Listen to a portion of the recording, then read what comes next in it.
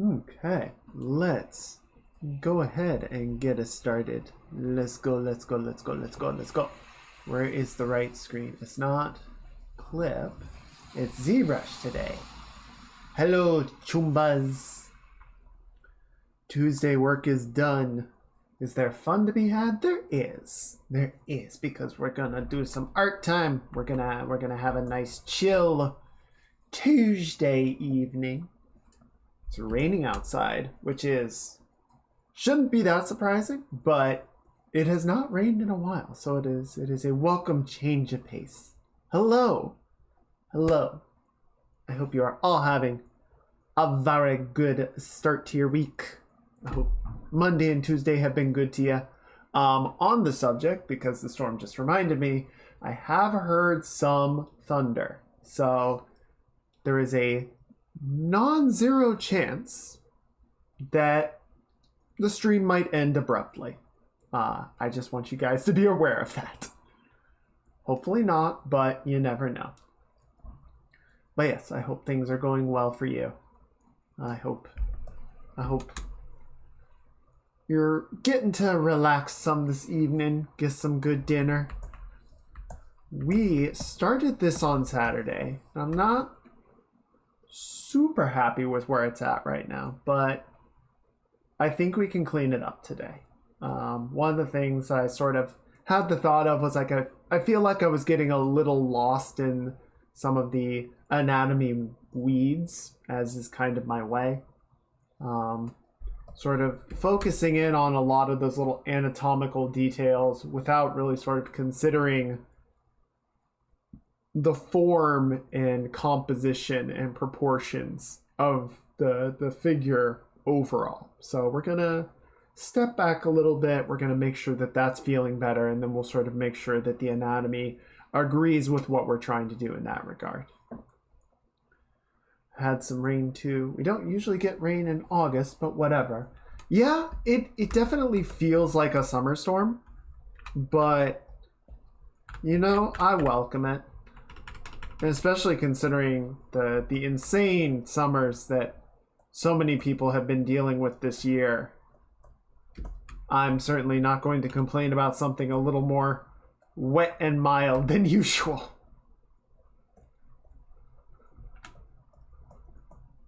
But yeah. So I guess you could call it bad news. Yeah, it's bad news. Since last we met on Saturday. No hurricanes? Exactly. And actually, one of my coworkers is in Florida, and I think it was yesterday we were having our stand-up meeting, and he was just like, yeah, by the way, there's a hurricane headed in our direction, so might have to deal with that. And it's like, shit, dude, okay, yeah, you do you.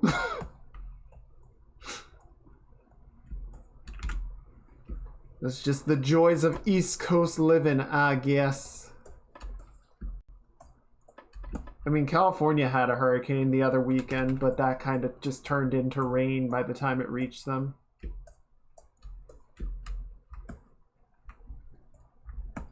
Yeah, so what was it?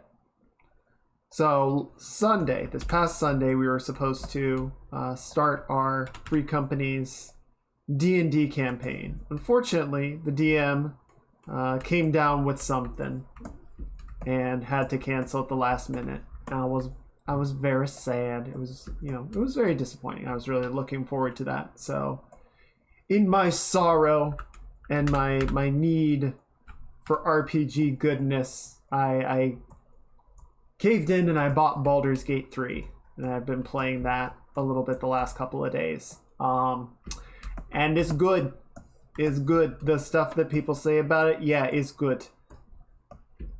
It is remarkably accurate to a D&D game. There are definitely a few things that are just kind of by fault of the medium. It just feels different, and I don't think there's really a lot that they could do about it. Like, I pointed out simply for the sake of critique, not really to try and propose that the game is bad. right? It's just kind of like, oh, I noticed this.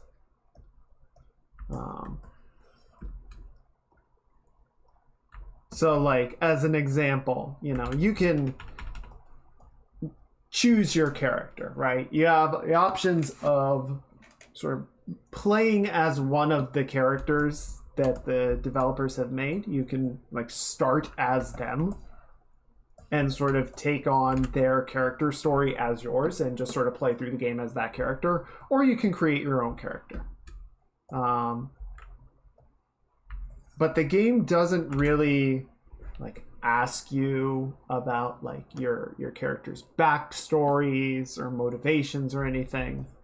You know, like you would get to sort of do in the tabletop game. Which, you know, it is technically more shallow, but at the same time, it's like, I totally understand that they wouldn't have a way to sort of program the game to respond to every possible, you know, backstory and character motivation that the player could come up with and actually have any sort of meaningful interactions. Hey, Tech. Welcome on in. It's good to see you. I hope you're having a good start to your week. I hope things are going well and you're getting some good food. We're working on some 3D and talking about Baldur's Gate because I just started that.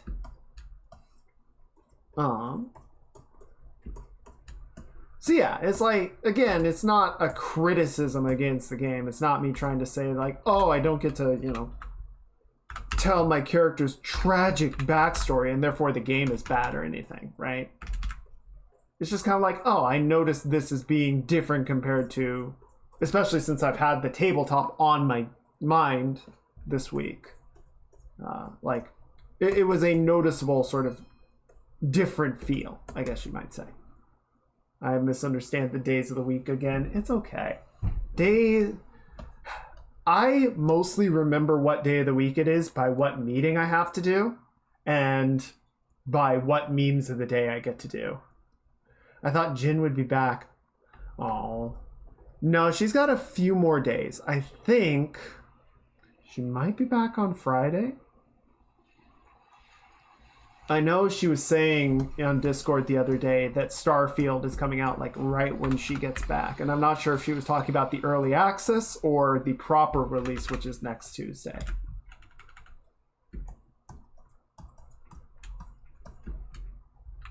Probably next Tuesday.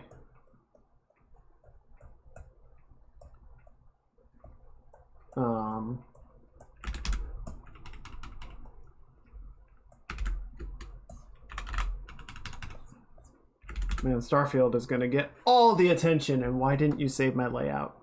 Did I forget to hit save? I probably did.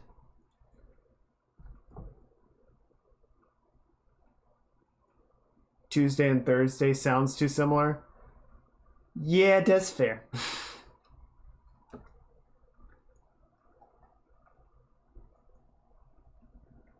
Not tablet pressure. Auto masking, that's what I'm looking for. Back face mask. Okay. Disable that. Save UI. That was probably what I needed to do.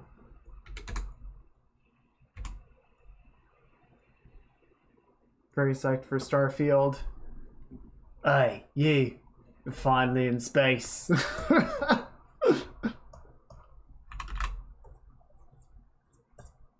Welcome on in, T-Shells. Good to see ya. I hope you're having a good start to your week. Got some good dinner and all that. I don't know. I hope to be pleasantly surprised by Starfield. Let's put it that way. Right now, my expectations for the game are... Well, I expect it to be a Bethesda game. And I don't really mean that in a good way.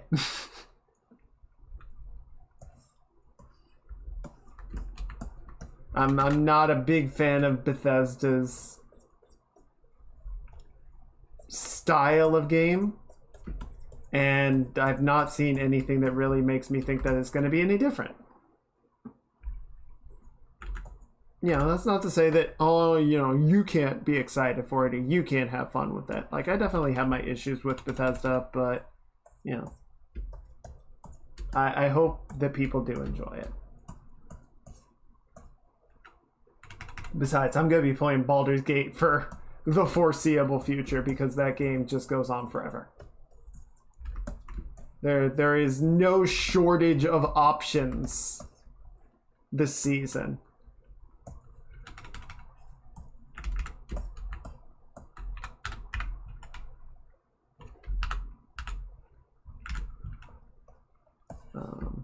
So yeah, Baldur's Gate. There was that. The other thing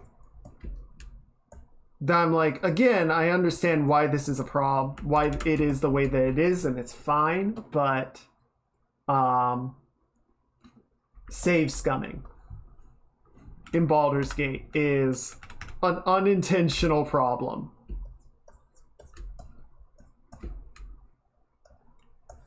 Things are going okay for me to respond. It's the last couple of weeks were really sort of stressful, and we're sort of, particularly at work, and we're kind of getting past that stress period, so getting to relax a little bit more. Oh, the other exciting bit of something is the rough cut of the debut video is done. So there are a couple of things that I definitely want to clean up, but at least I can see the end of the project now, which means we'll probably be able to do that within, I want to say a week or two.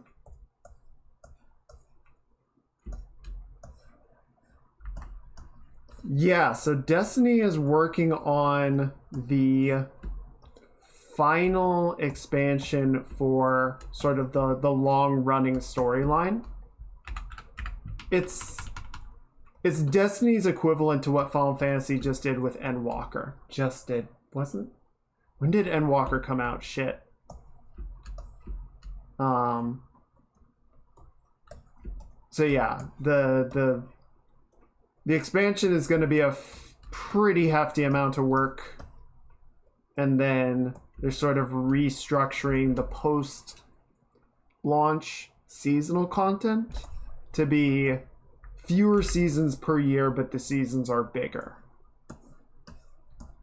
So it's going to be like 3 seasons, each lasting 4 months instead of 4 seasons lasting 3.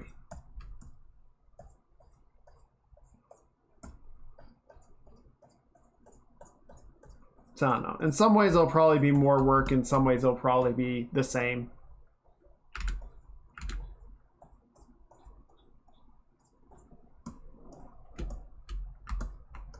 But I'm not too worried about that. I was a little disappointed just because I saw in their big stream discussion thing, they were saying like Final Shape is going to have a linear campaign like a Halo game. And then the sort of big final boss against the Witness is going to be in the raids, but I don't do the raids. It's like, oh, so I'm not going to get to see the end of the fucking story? That sucks.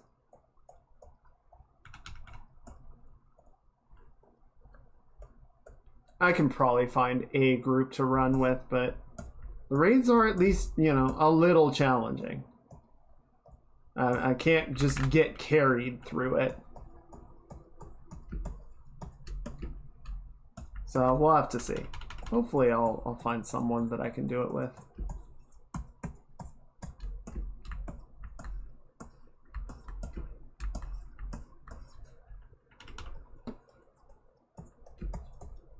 Okay, feeling a bit better about this now.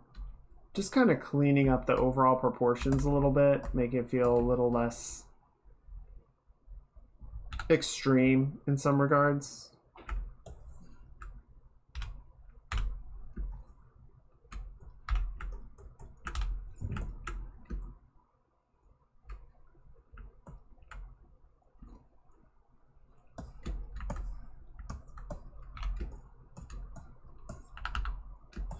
can clean up some of the leftover odds and ends.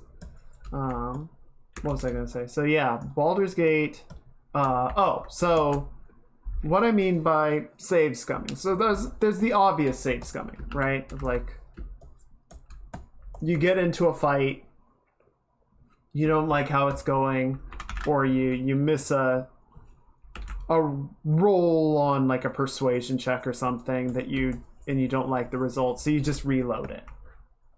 Am I liking? I'm okay. That's not the save scumming that I'm talking about. I'm trying to be good and just let the dice have their way. You know, if something happens and I don't like it, well, that's tough. You just got to live with the dice roll. That is the D&D way. What I mean by save scumming is you get into a fight and you die, and so you load your last checkpoint, but the last checkpoint was 40 minutes ago, so you have to redo a bunch of stuff. And like, dice rolls that you got one way on the previous run through are now different because it re-rolls the dice when you hit that encounter again, and things change.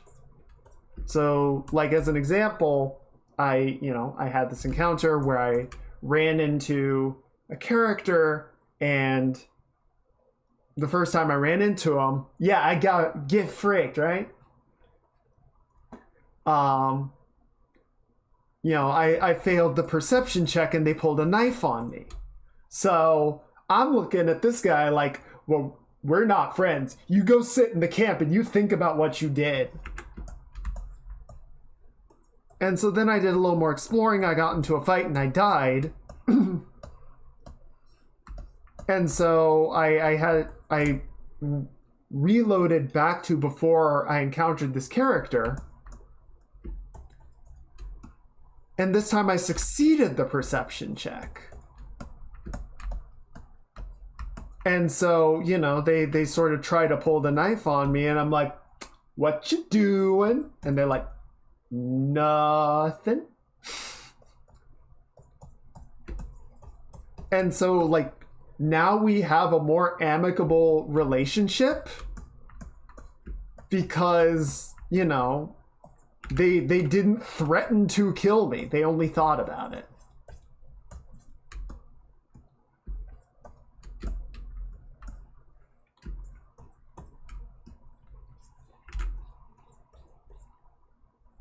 So yeah, that's just, again, like, it's not me trying to say, oh, the game is bad because of this, right? It's not. It's very good. The game is awesome. It's just there are these weird little sort of quirks of the fact that it's a PC game. It's a video game as opposed to a tabletop game that's being played, in real time by real people. That it's like, oh yeah, this becomes different now. Or, just like misclicking stuff. Investigating is a little bit harder because you can't sort of like discuss it with the dungeon master of like, what's in this room? Are there things that I can sort of, touch at or feel? I just have to sort of go around the space and click on everything and hope that something happens. Right? So there's a bit more of like a sort of rote mechanical feeling as opposed to like sort of being smart about the game, Divinity is very different because no dice rolls, but it still has like the randomized mechanics to it, right? You just don't see the dice. Oh, there's no randomness at all. Interesting. Oh, so is it more like no, I'm thinking of Path of Exile is more Diablo-like. Hey, Abeen. Welcome on in. I hope you are having a good start to your week.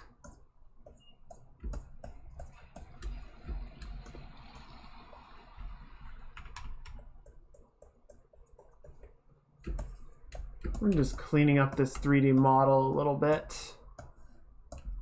I'm trying to get rid of some of the extreme weirdness in the anatomy that we left off with on Saturday. Cleaning up the proportions a little bit. Some nice like pre-sculpted anatomy in the legs that I'm probably just gonna let go. All right.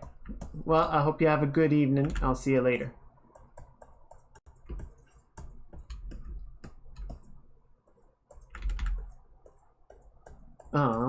Yeah, admittedly, I know not much of anything about Divinity. It never, I know of it, but it never got my attention.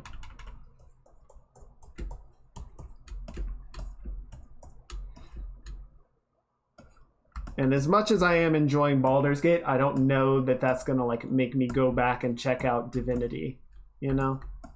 Nothing against it. Just, it has not been on my list. Whoa, hi, where are you going? Stop that. Oh my God, what's wrong with your hips? Got hips for days. I'm gonna ease that back in a little bit. We're gonna pull the ribs out, keep the waistline fairly thin. Okay, that feels a bit better. I think. Whoop. Are the dice in Baldur's Gate ever visible? They're not visible in the physical world. They do appear on your screen. So you get to have a virtual dice roll. Which is cool because you also sort of get to see like all the benefits stack up. And you have the same sort of experiences you do in the tabletop of being like, okay, here are my chances. Here's what I actually need to roll and here's what I'm rolling against. And then decide like, is this a good idea or not? And go from there. And then you get to watch as you roll a 3 and fail your check and get bitten by a squirrel. If you try to persuade, you need to have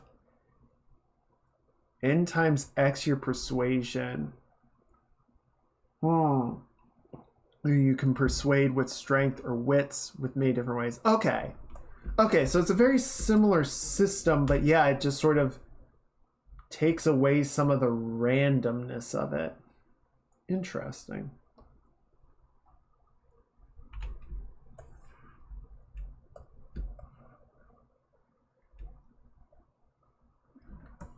I swear I'm not going to open Baldur's Gate because if I do, we're just going to end up playing Baldur's Gate all night. Did you kick the squirrel? I did not kick the squirrel. I thought about it. I definitely could have because I was a rogue, so I definitely had the dexterity score. But I decided not to. Because it was probably a druid.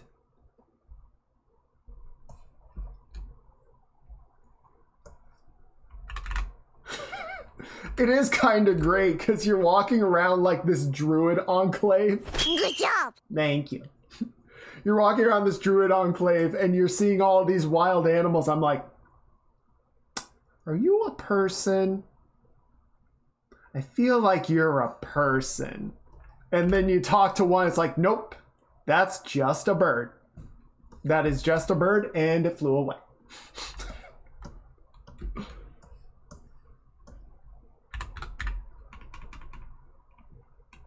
Yeah, so there's one point where a squirrel runs up and like bites at your foot and you have the option to kick it. So then I tried to like understand what's going on in the squirrel's head. I tried to do an insight check on it and I failed the insight check, and while I was busy studying the squirrel very intently, it bit me on the foot again.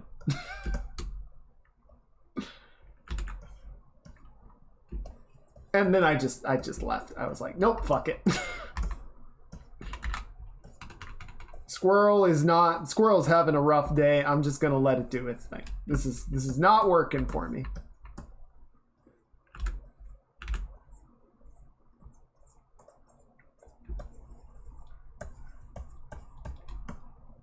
So yeah, there are a couple odd little quirks, like, you know, accidental save scumming resulting in different outcomes.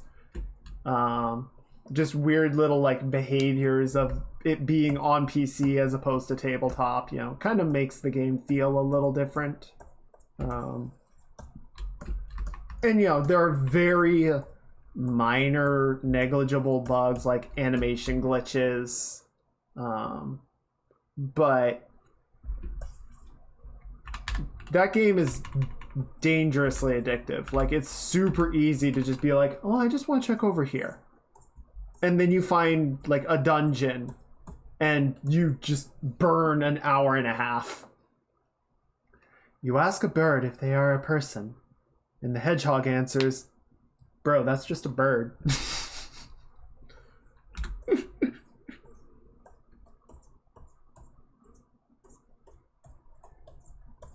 And that's when you all agree to quit the forest, because it is a silly place.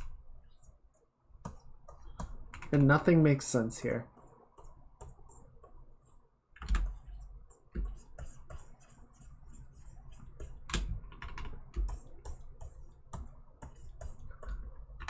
So yeah, I'm definitely having fun with it. I'm looking forward to playing a lot more of it. Like I said, I don't think we're going to play it on stream just because that game is potentially like upwards of 100 hours. And if I decided to play Baldur's Gate, that would be like the only thing that we do.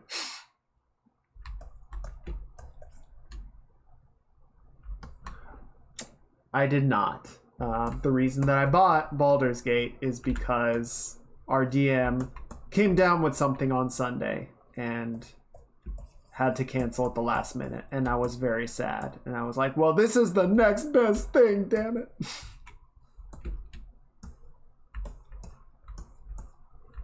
And so I bought Baldur's Gate. I was gonna get it on sale, but I was sad and I needed a pick-me-up. And boy, did it pick me up. Yeah.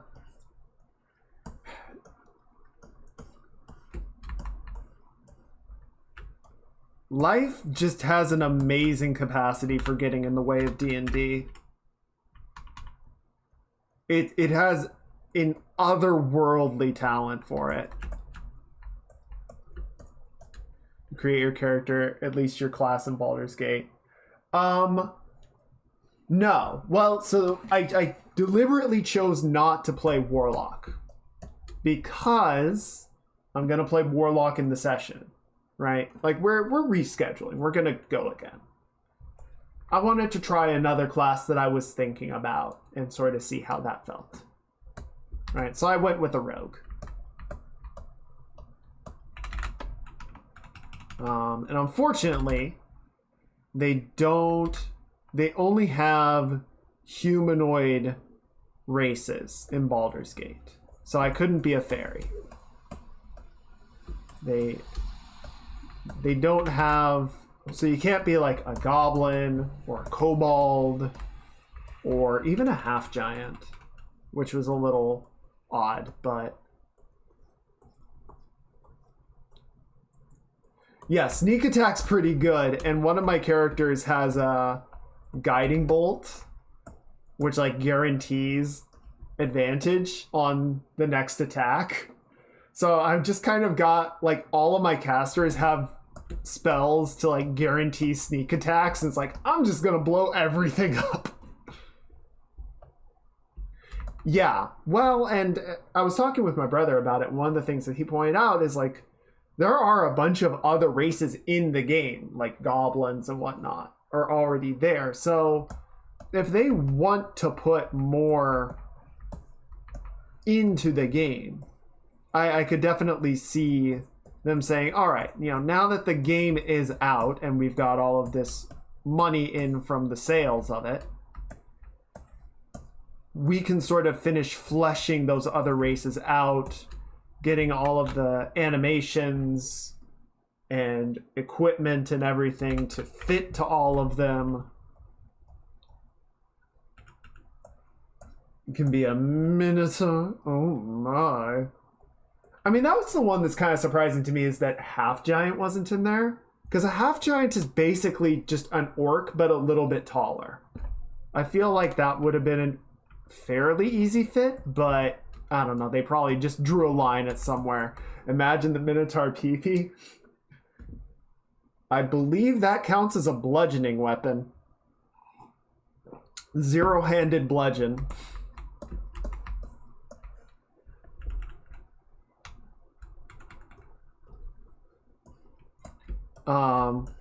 But yeah, like, you know, with games like Final Fantasy or World of Warcraft or Destiny, you know, you have an armor set. They conceptualize it, they do the high poly work, they bake it down, and then they'll have some process of converting it to fit to all the other races. Right, they admittedly, I don't know exactly what the process for Final Fantasy is, but I imagine, like, they don't, you know, do the full development process for a suit of armor 7 times to make it fit all of the races. They have some sort of way to mold it to fit humans and Lalafell and Hrothgar and Elven and everyone. I'd like to play Minotaur in D&D. I almost created one just because in the time I was playing WoW a lot. I mean, honestly, I would fully support it. The campaign that I played before this one, and this was years ago, someone created like a home kit of basically turned almost all of the monster races into playable races. Like, kitted them out with, you know, racial abilities and passives and strengths and weaknesses and all the good shit. So I think we had one person that was new to D&D, so the DM just rolled them a half orc, and then like everyone else was a monster race because no one wanted to be a fucking elf. So yeah, like, be an atypical race, be a minotaur, be a kobold. I was thinking about playing a kobold artificer because that seemed really interesting.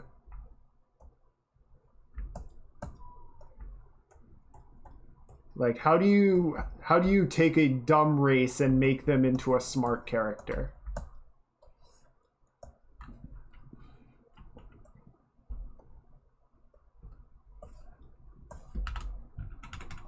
I'm just sort of balancing out the proportions a bit while we talk. So yeah, it would have been nice. Like, I did sort of look, was like, can I be a fairy? I can't be a fairy. Damn it. It is weird to me that gnomes look like what I expect halflings to look like, and halflings look like what I expect gnomes to look like. I feel like they got reversed somehow. But it's fine. I almost went with a halfling, but I went with an elf instead. Tabaxi. Oh yeah, I want to say cat people, right? Yes, cat people.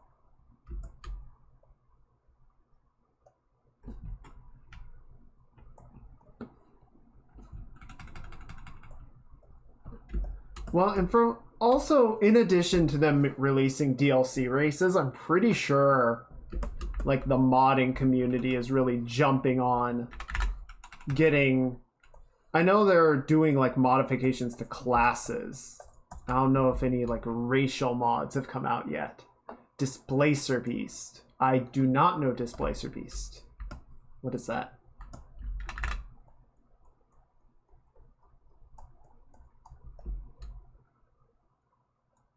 What is wrong with these shoulders? These shoulders feel super jank. It's a big cat with tentacles. Yeah.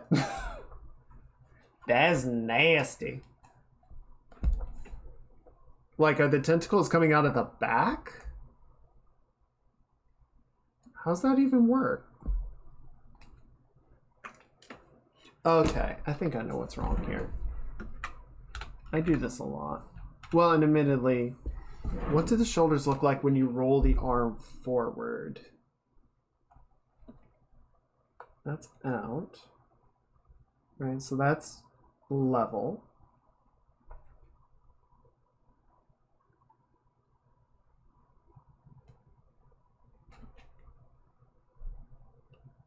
Okay, so if you roll the shoulder forward, I think it actually raises the shoulder up a little bit. Is that right?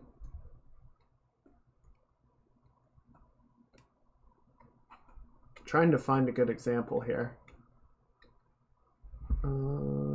Yes.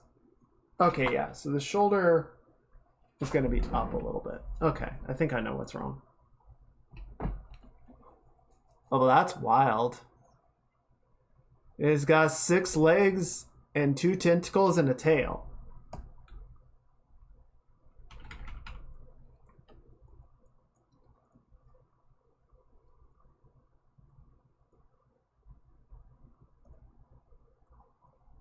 Okay, there we go. I think this is it. Now imagine playing a race of half Tabaxi, half Displacer Beast.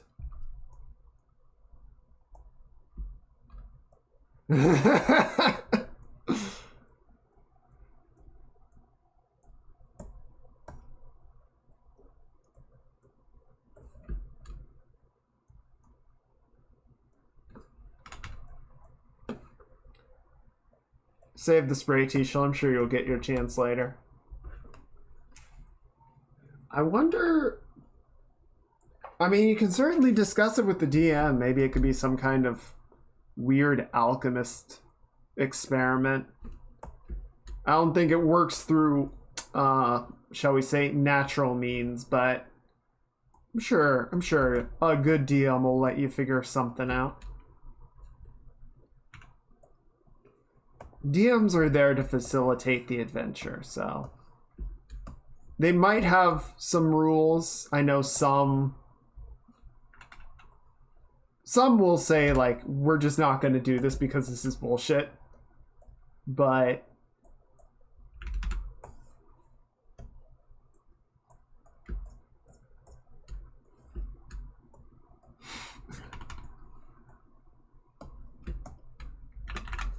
I didn't do nothing lewd yet. I'm not sure if that's a threat or a promise.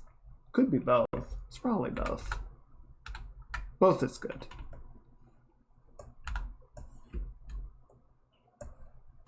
Hey, Lakota.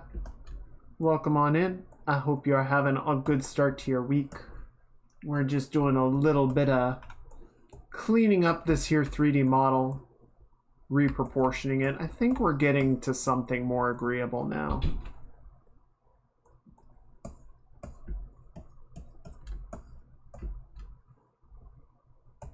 The hands are still kind of jank. I haven't done any of the asymmetry yet just because, yeah. Let me double check this. So if I bring the arms forward, I mean, if you bring the arms forward, that's going to compress the chest in because the pecs are pulling the arm.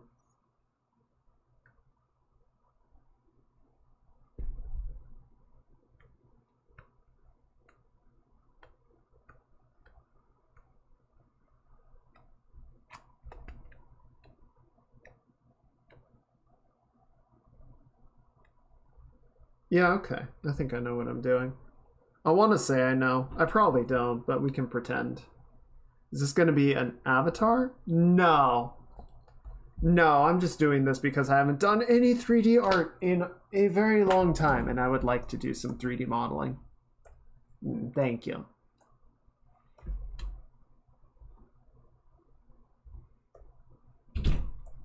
No, if this were going to be... Yes, okay, let's save it. If this were... Oh, come on, dude. Where is it? There we go. If this were going to be, like, for the purpose of rigging up and using as an avatar in-game, I would definitely be doing it in an A pose and not trying to pre-pose it. Okay, that's definitely feeling better.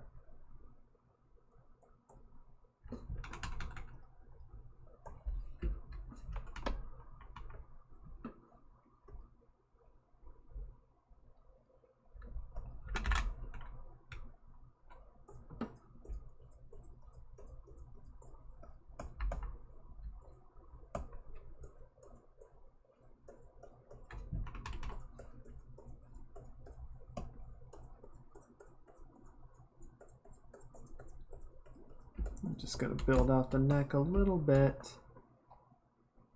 I deviated looking at D&D art.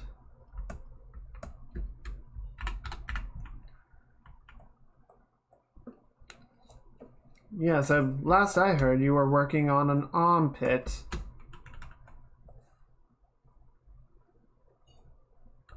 Yes. Okay. We're gonna narrow down the neck a bit here.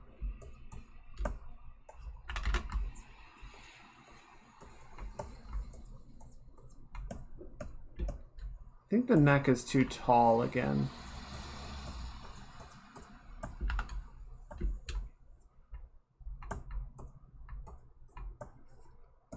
How's that look? That looks okay. I'm just gonna sort of build out the traps a bit. There we go. Did the armpit. Nice.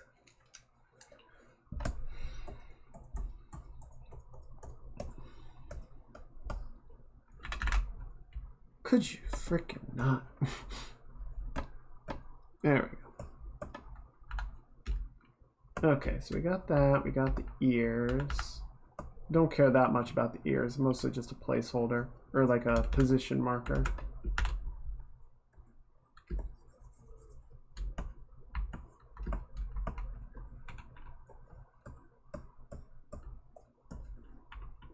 There we go. There we go. Cool.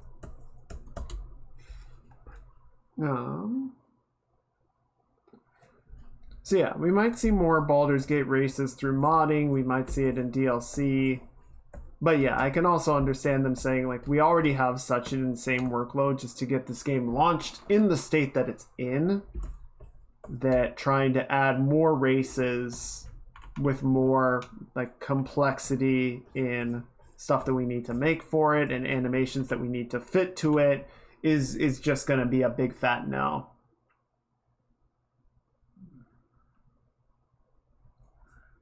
The Shy Lily mod for Opera. Now every time I press a key on my keyboard, I hear the variation of womp.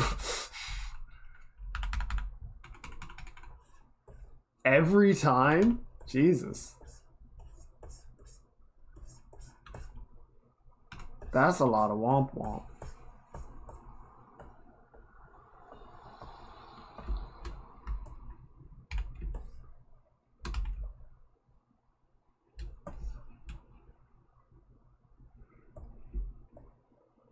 Okay. Oh, no, that's the wrong. That's the scaling button. We don't want that. Local? I think local will do. Yes, there we go.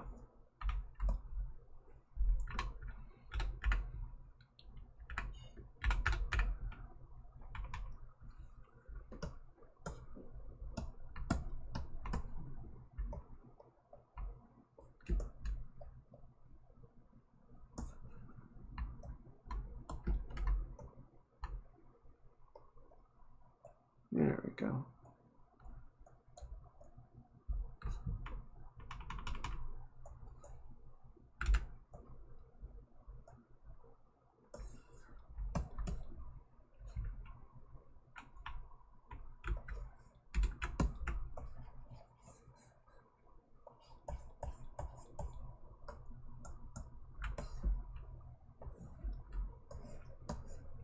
Be nice to have more races. I think they could.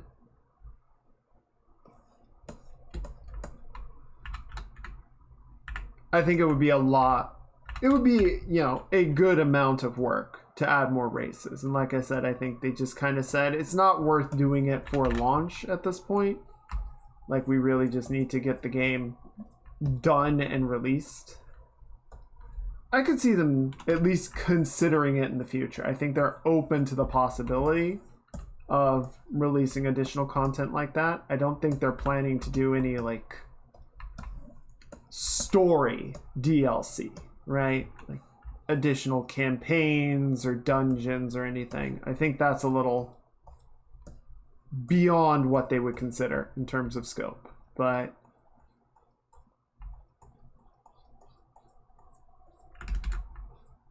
I don't know. Maybe.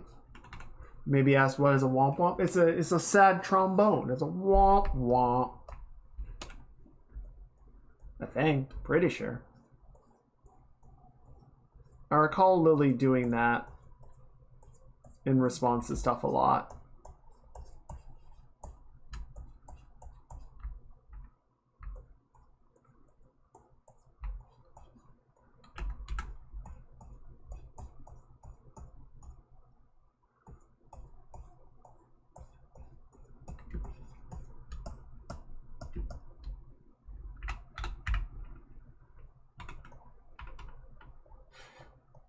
Soon you too shall know the greatness of Womp Womp.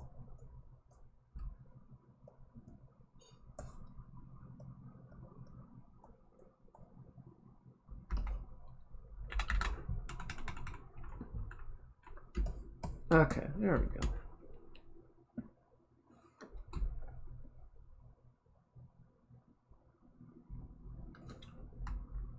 Worry Wart Wart.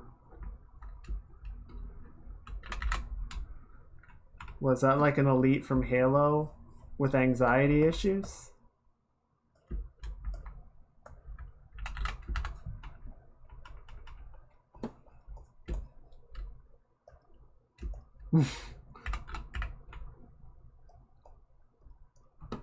Well, see, now I'm still thinking about the elite that has anxiety, because honestly, I feel that.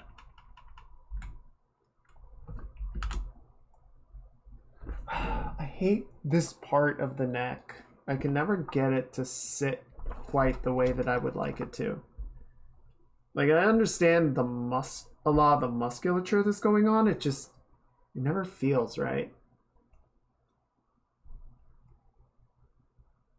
More work, my lord?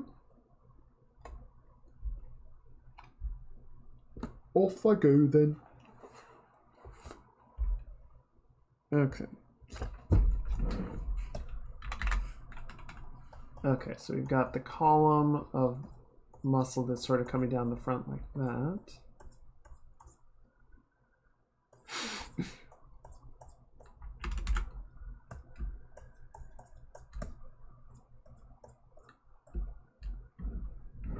And then, okay. So yeah, I think the problem is I tend to sort of do the back half of the trapezius and forget about the part that sort of wraps over to the front. So then we just get this weird lack of shape that occurs. Okay. Also, I tend to sort of curve them into each other, which is not correct. So we need more division between the column of the neck and the shape of the trapezius.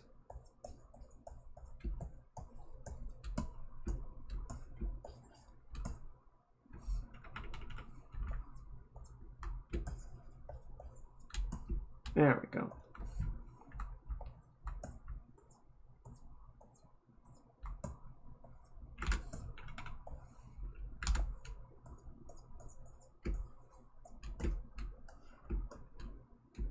Okay, that feels better. Yeah, we've got that slight rising of the shoulder because of it rolling forward. We've got our collarbones.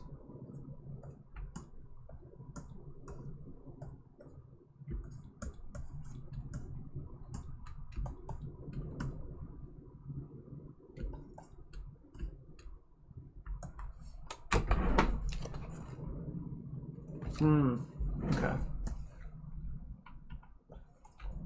And then we're just gonna pull the front of the throat forward a little bit.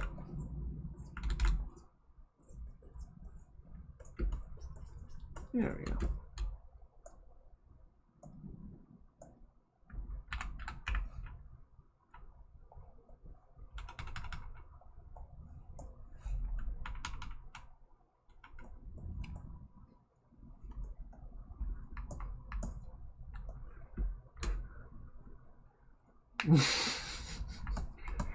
Shy Lily is a character. She sure is. Oh, shoot. I dropped the thing. There we go.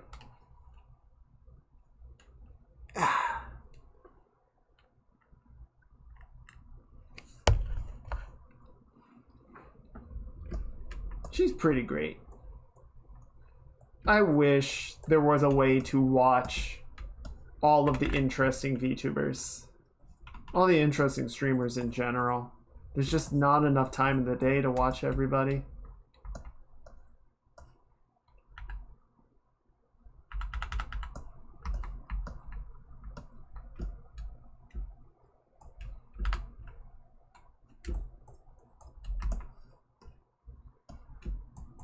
I must learn the ways of the world.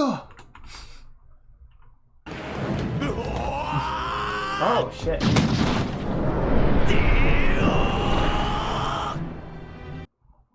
Where'd it go? Oh dear. Hang on. Actually, where is it? Oh, it's super broken now.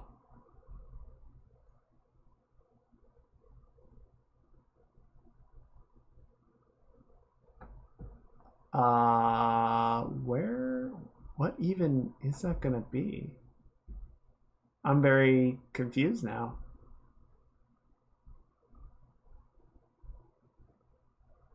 Huh. No, you found the bug. I knew there was gonna be one somewhere. I just didn't know where.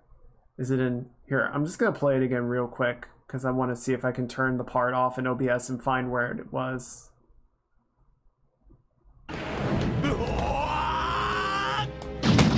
Found it.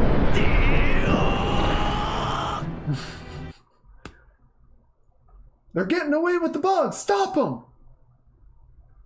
I need that bug report, damn it. Okay, so now if we go back to ZBrush. Oh, okay, I got it. Let me just add this scene real quick. There we go.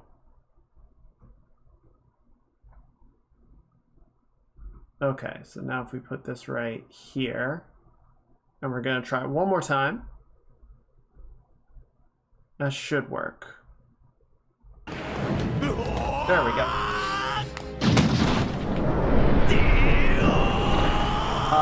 You're welcome to throw us something if you want to test it, but that should be okay.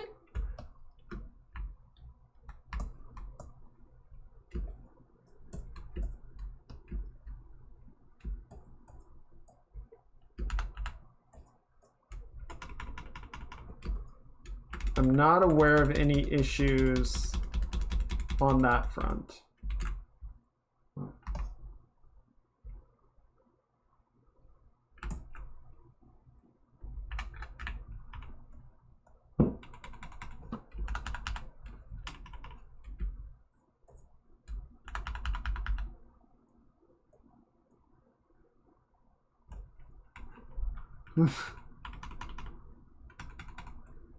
Damn it, T-Shell agility isn't even a stat in D&D anymore. It's all dexterity now.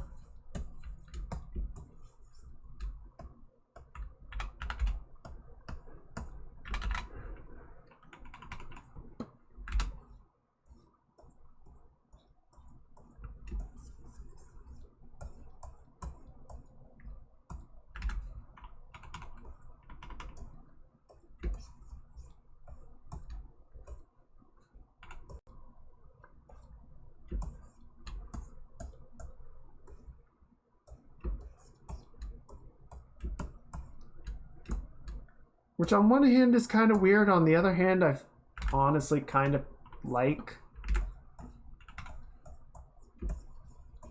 I don't know. I feel one of the really nice things that I like about tabletops is that you can just kind of play it the way that you want to, right? There's no absolute rules like an MMO where everyone has to be playing the same game on the same footing. Like if your group wants to add more, you know, varieties of skill checks or ignore mechanics or add mechanics, that's all within your power to do because it's your session.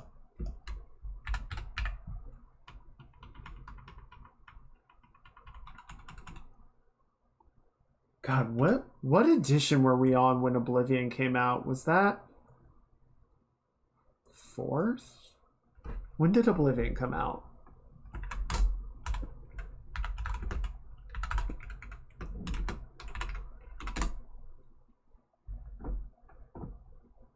Oblivion came out in 2006. I wasn't watching. Did it work? D&D 4th edition came out. Okay, cool. In 2003. So they might have already been working on Oblivion when 4th edition came out. So it might have been working more off of like 3rd. I mean, it's not a Dungeons and Dragons, but you know, ow, ow, ow. Okay, I saw that one.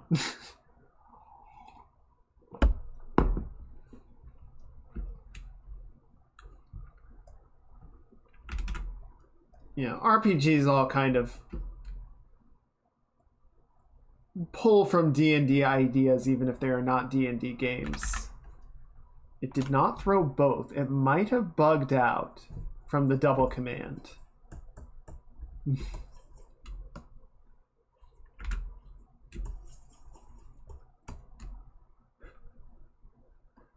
If you somehow input it at the same time on, ow. I'm not sure there's even a way that I can like block that, because I know you can put cooldowns on redeems, but I'm not sure how it would have blocked it if you like both sent the command at the same time. Ow, what?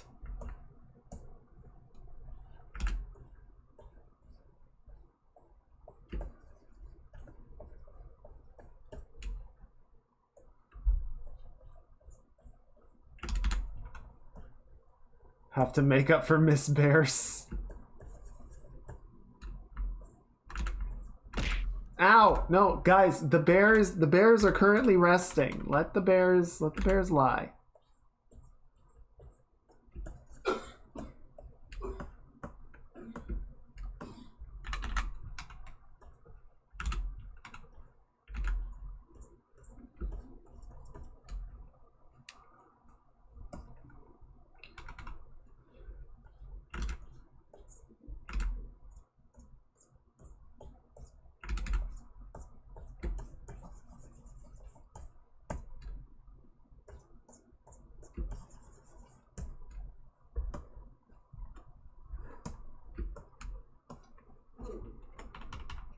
Okay. Getting there.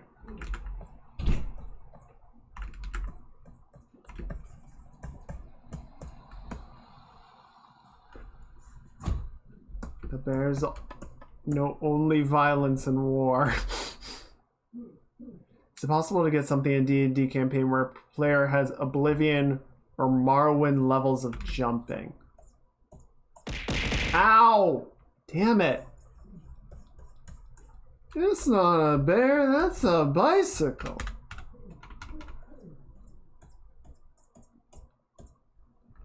I would say yes. I mean, I don't know what exactly would constitute a Morrowind level of jump, but if you, I don't know. I appreciate the head pats, but I also remember you throwing shit at me. So I will cautiously accept with gratitude.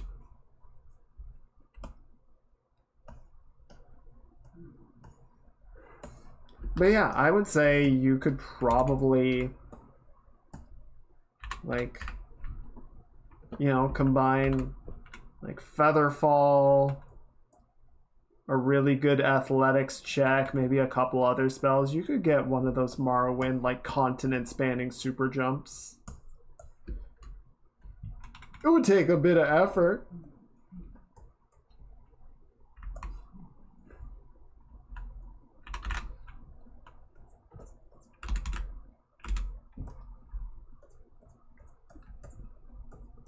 But everything worth doing takes a bit of effort.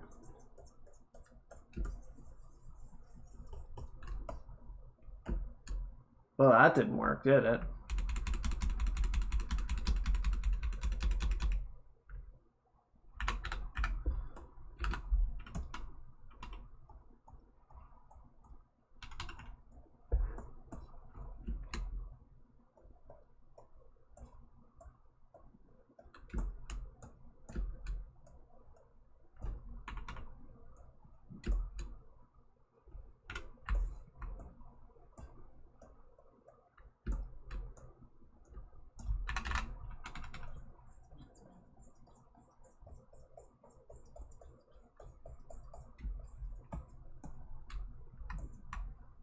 Okay.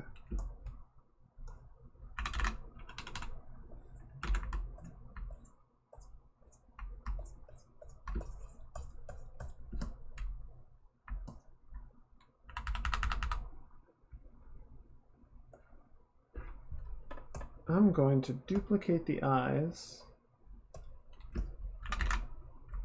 because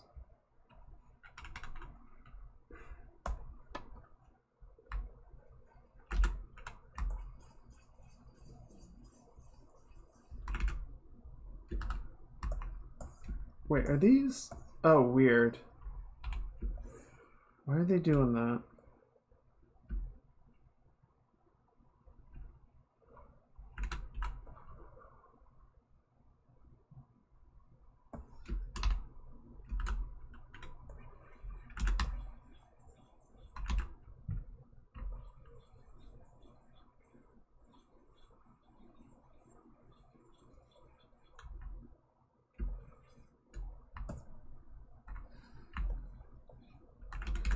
No, I've not played D&D.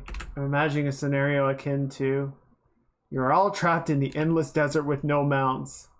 I cast Squiggly Wiggly and jump to the northern Icelands.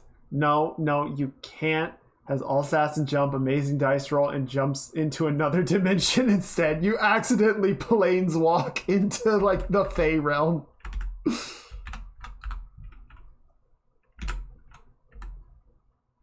You're just like, well, shit. That's not what I meant.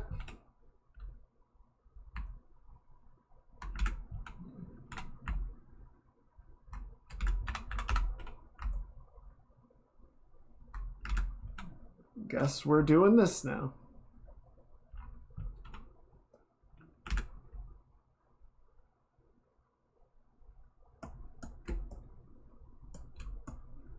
I wonder how much they would let you get away with.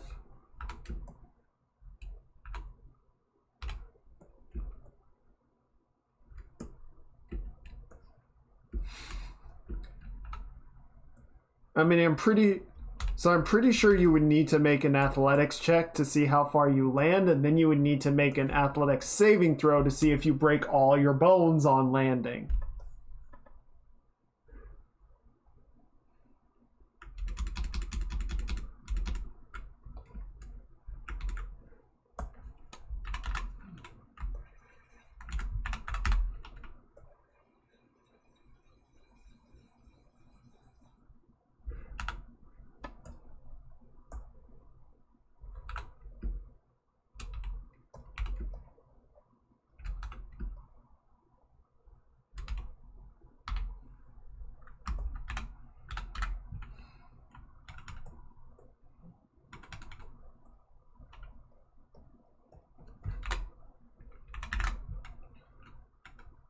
Just accuracy. We just learned folks talk about campaigns. So it, like I said, it varies a lot, right? Like some are going to be much more sort of particular to the rules. Some are going to let you be more creative.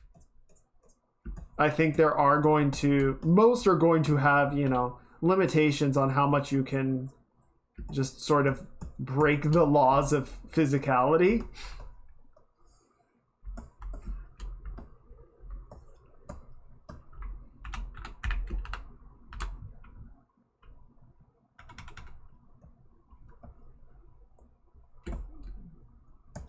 I doubt most DMs are going to let you just, you know, glitch an entire continent.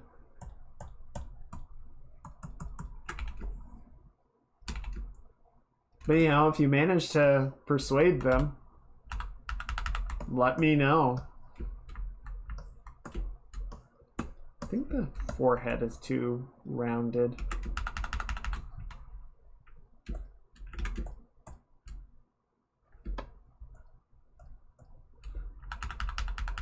That's a bit better.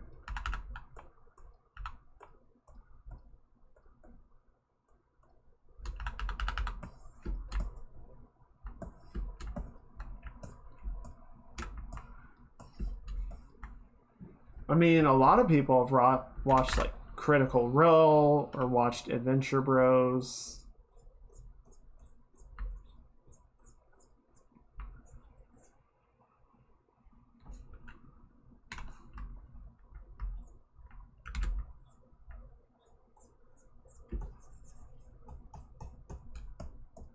I watched, actually it was pretty much in like the span of a week, I binge watched The Legend of Vox Machina to sort of get hyped for D&D. That was good. That was good. I'm hopeful that there's going to be a season 3. I'm pretty sure there is.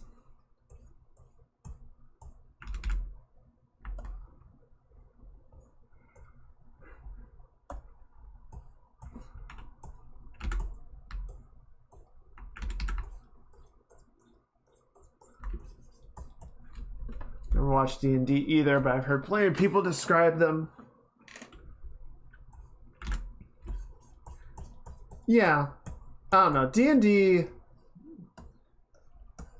like, there's definitely a rule book. It's not, you know, a hard and fast set of rules. It's very much, you know, sort of striking a balance with your group on how like technical you want to be and how much you just kind of want to have fun with it.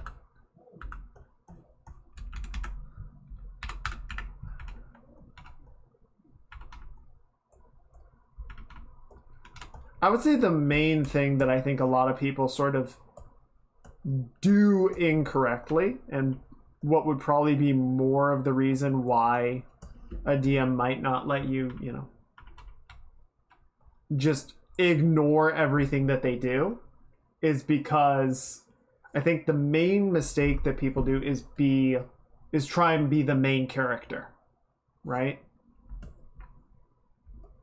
You try and be the hero, the protagonist, Kun.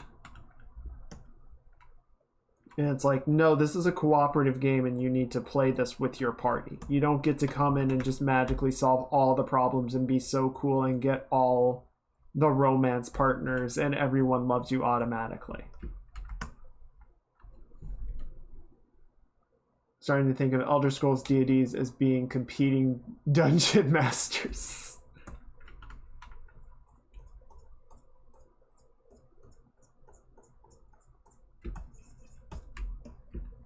I mean, Pantheon of Gods, I'd say?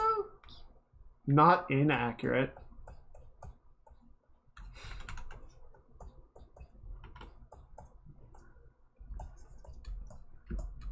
There was one really good part in Baldur's Gate where a couple of characters were talking about this new religion that was gaining prominence, and you know, they were talking about their goddess, and one of the other characters was like, a new god? They're gonna have a hell of a time trying to get any territory.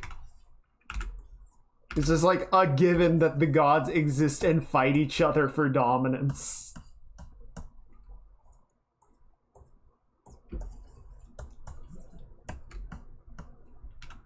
Oh, cool. New god. Get in line.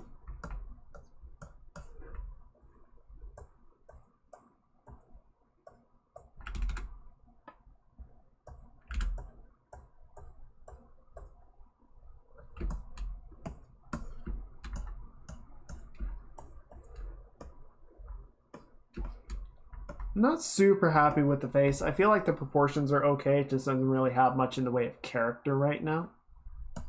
So we're going to have to come back to that, but I'll figure it out.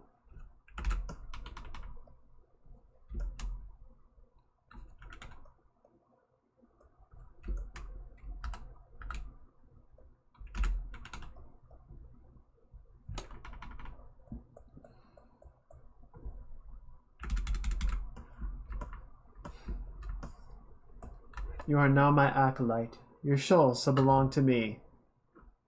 And Akatosh is like, nope, mine, mine, mine, mine, mine, mine.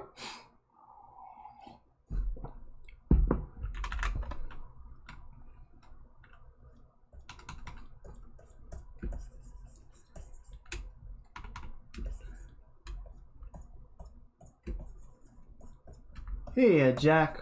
Welcome on in. I hope you are having a good start to your week. I hope things are going well. We're just cleaning up this model a little bit. The body is finally starting to feel like a human body and not some weird homunculus of garbage.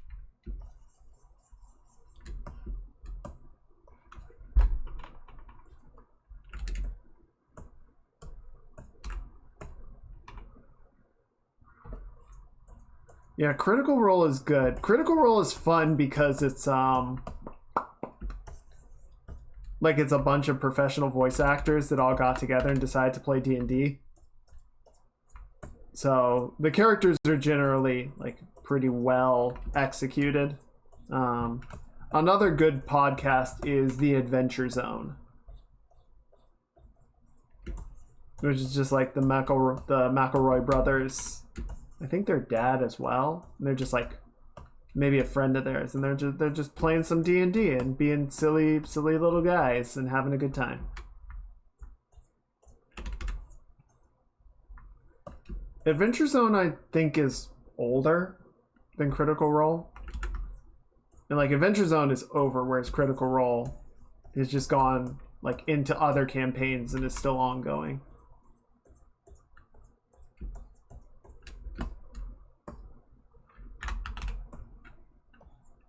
Well, that's way too much.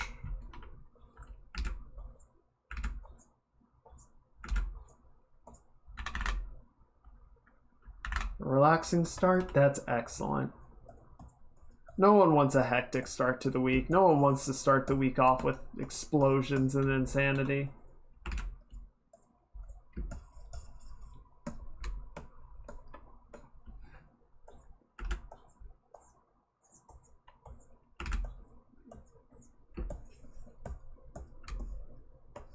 That feels pretty good.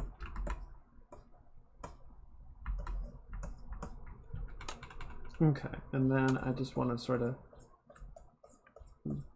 poof that up a little bit. This little sort of compression point where the shoulders and the chest are running into each other, right?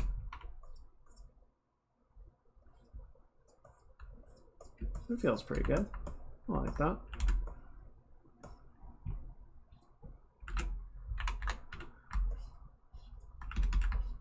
There we go. Yeah.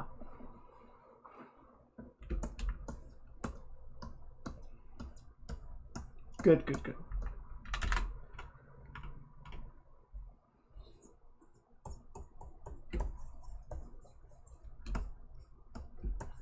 One thing that I think is really sort of interesting about Baldur's Gate, one of the things I think it will actually help me play D&D better when my group finally starts.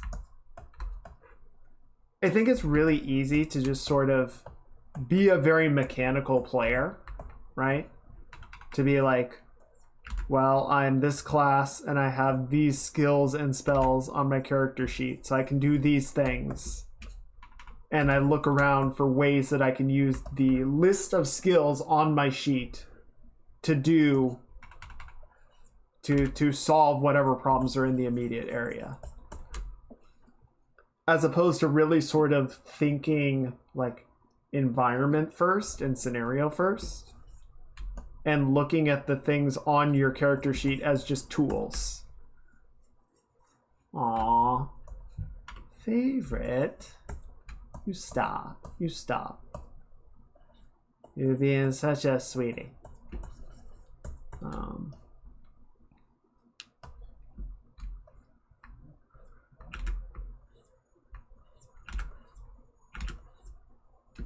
Right, so you're not looking for like the right skill to fit a particular scenario. You're sort of looking at the scenario and saying, okay, well, what can I do, not just on the sheet, but in general? So I think playing Baldur's Gate is sort of helping some of my out-of-the-box thinking in that regard. I'm looking forward to seeing how I can translate that into the tabletop.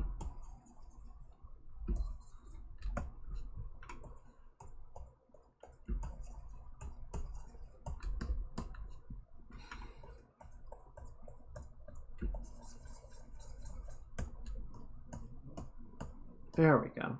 Roll the shoulder blades out a little bit.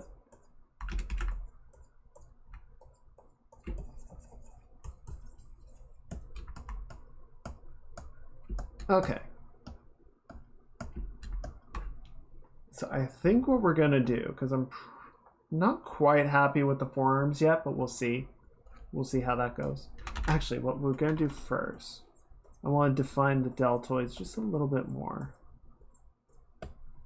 The deltoids are going to kind of come out like this. We got the biceps are going to be right here. Is that right? Oh no, biceps are going to be inside the arm. Biceps are going to be like that. And the deltoids are going to kind of roll over a bit farther.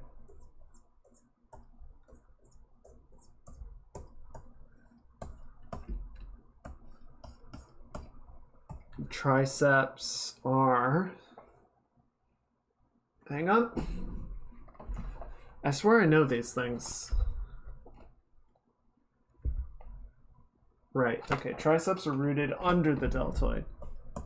So deltoid's right there, triceps are this interesting sort of U shape.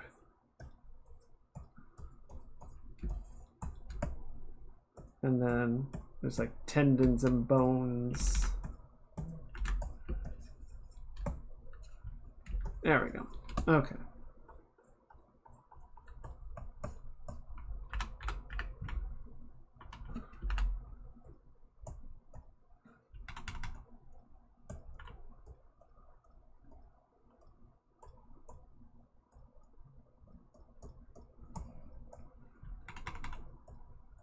Just get a little more nice shape definition to the arms, right?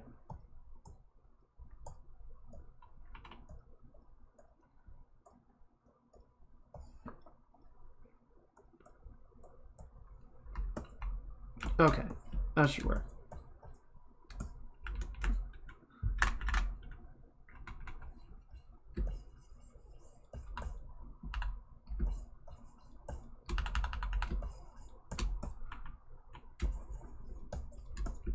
Okay, so now what I want to try and do, I think I remember how to do this, is we're going to take basically all of that.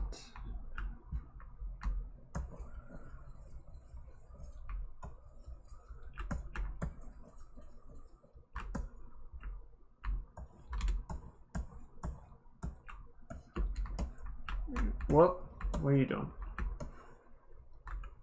We're gonna grab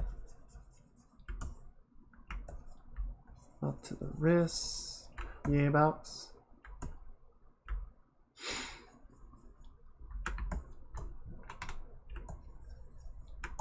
Arm yourself. Become Shiva.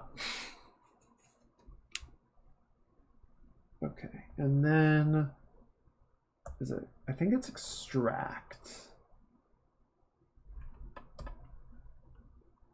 There it is. Nice.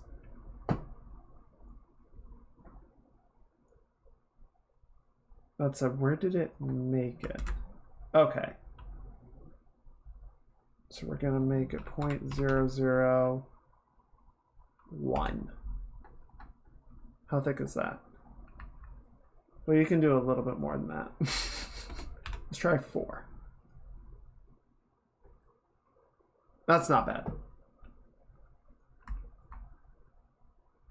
I'm just gonna give myself a little bit more of the neck, like that. We're gonna extract and accept.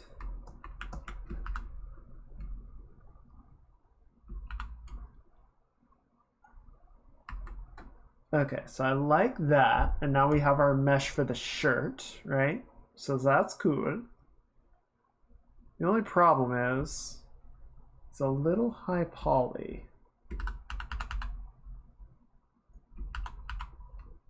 If I extracted a lower topology, yeah, let's do that. I like that better. So we're just going to take this high poly one and delete it.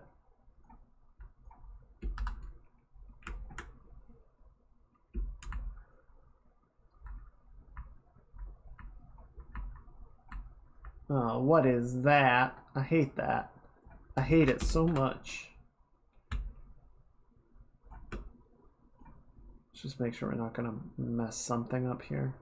Okay, yeah.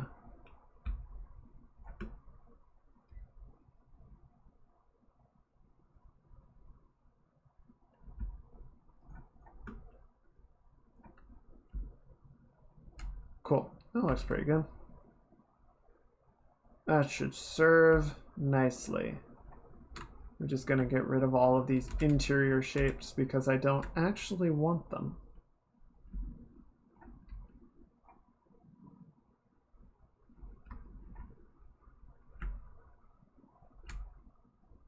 Okay, so we do want that. We don't want this. Or this. Actually, I don't think we want any of this part. Yeah. That should do.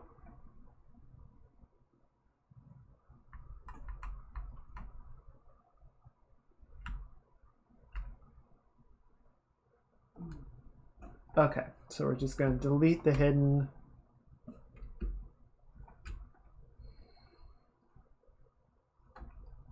And then I think, where's close? Insert mesh close holes. I hate the way that it does that, but we'll live with it. Okay. And then if I zero mesh, that'll clean it up a little bit.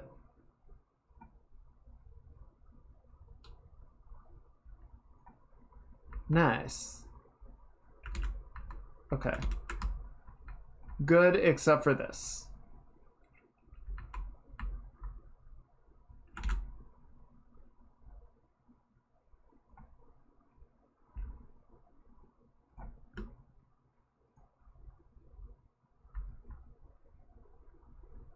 Oh, how do I get you to not be a thing? You know what? Fuck it.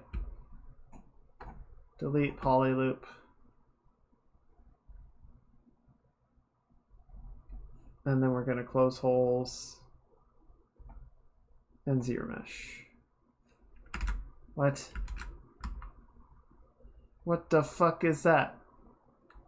Whatever.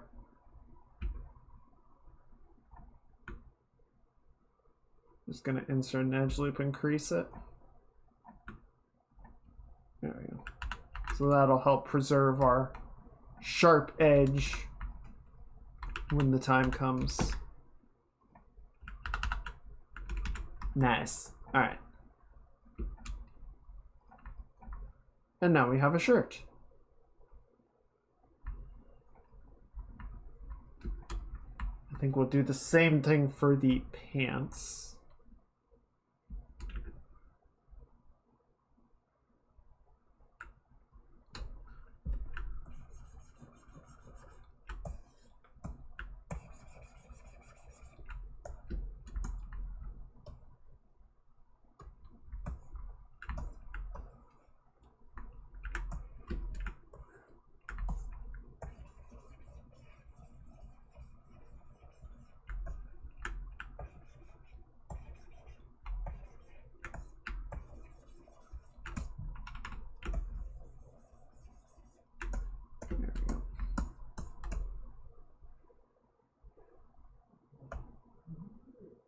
Really? Really? You're gonna be stupid? You're gonna be stupid about this?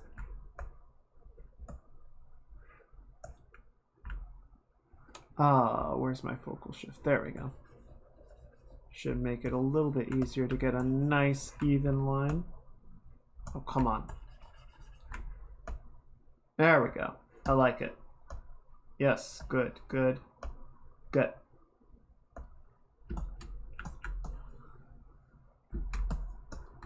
Cool.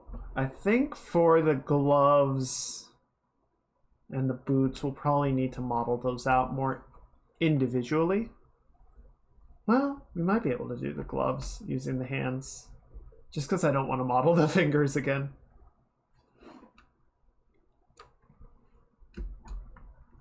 Let me pull up the drawing. Put it off to the side just so I can think this through a little bit.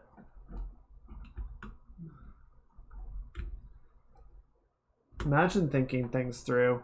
What a weird concept.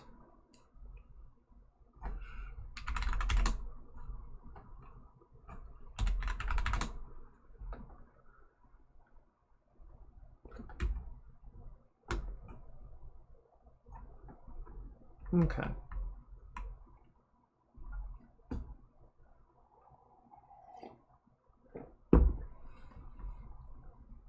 I'm gonna save the hair for a bit later because bleh.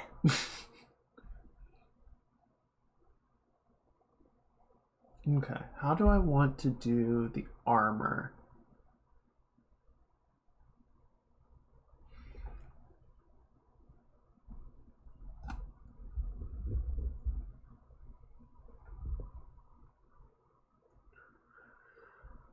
Oh, I'm realizing how long it's been since I like properly did any of these things. I'm trying to like decide what processes I want to use.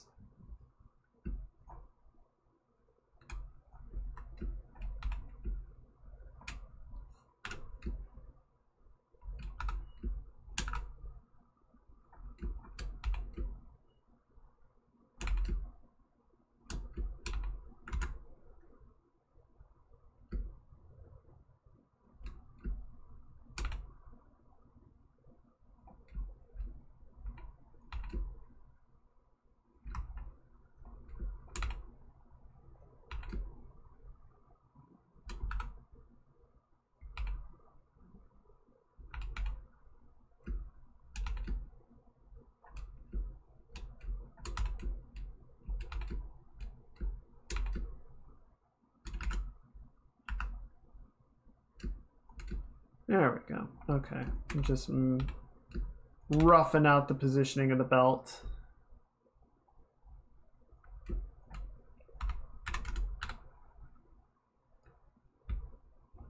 So you're gonna scale like that.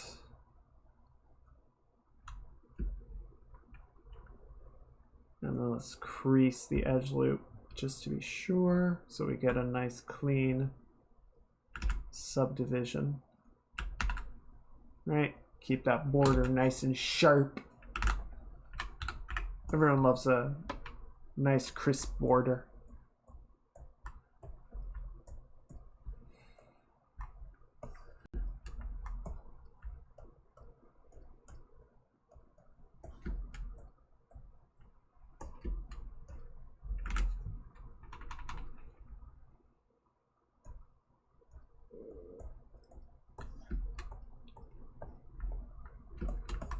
Okay. And then, okay, so we're gonna do, how do I want to do this? I think for the skirt, we're probably just gonna model it out with a cylinder. There's a really cool, like, lofting technique, but given sort of the complexity of the shape, I'm not sure it would actually be helpful for what we want to do.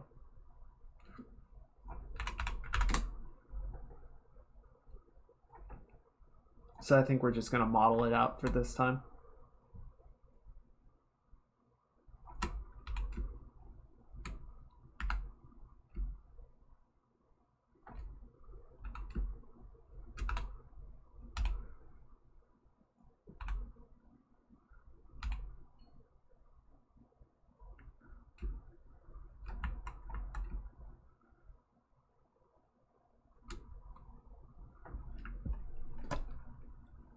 Where is my, there's the lasso.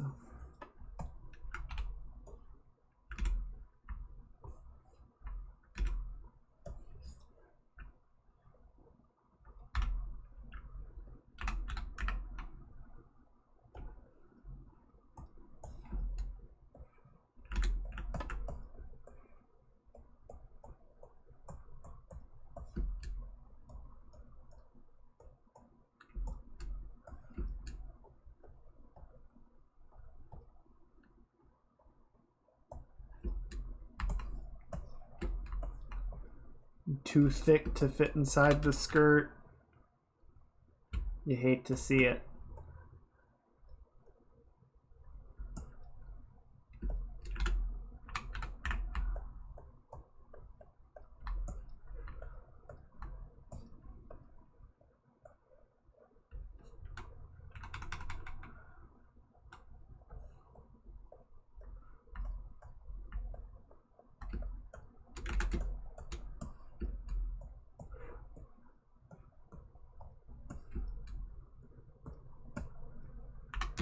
Okay, so I think we're gonna get rid of these guys.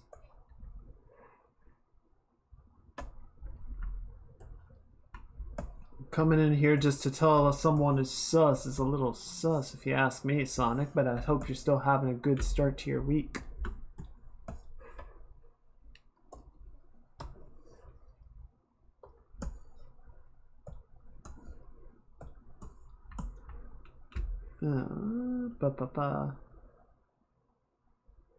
Inset, there we go. No. Inset polyloop? No, what am I thinking of? A cozy game. Nice, cozy games are lovely.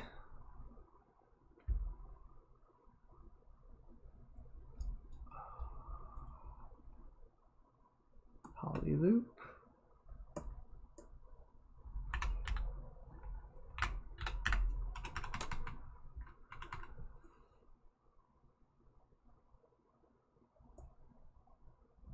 Is the game sustainable?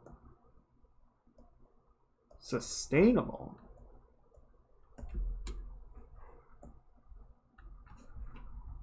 What you talking about, Tisha?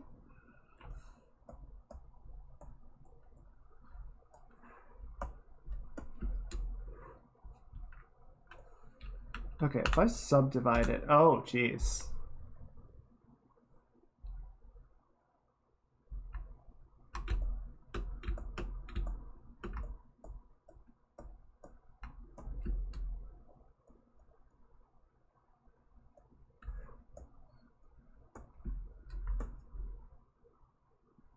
Oh my god, I just got it. Damn it, Tishel. That was a stealth pun if I ever read one.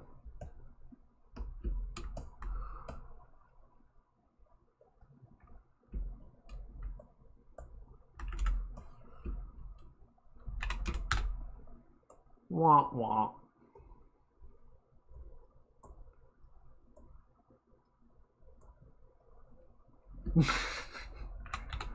You should be sorry. Are you fucking sorry?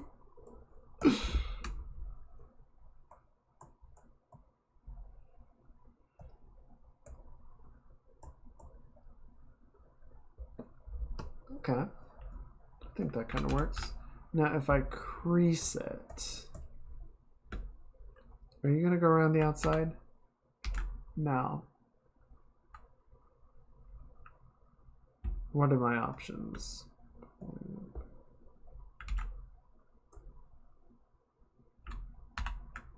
Okay, I think that'll work.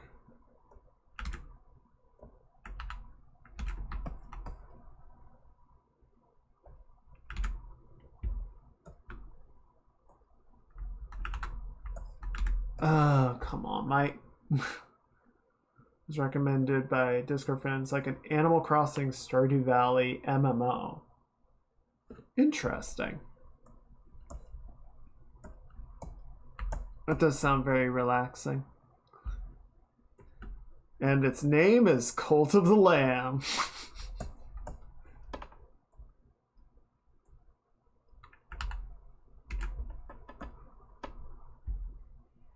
Crease.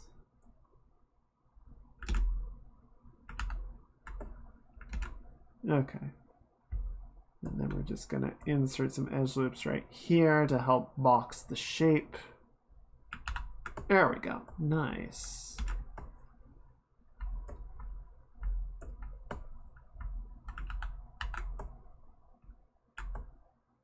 Is that rounding out? Not quite, but it will. Baldur's Gate plus Animal Crossing, but I can already sleep with the animals in Baldur's Gate.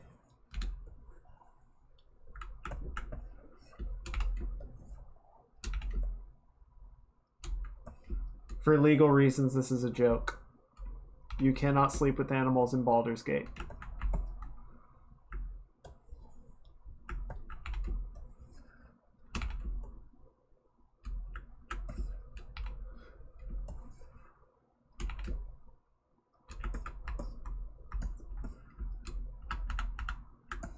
Okay, that looks pretty good.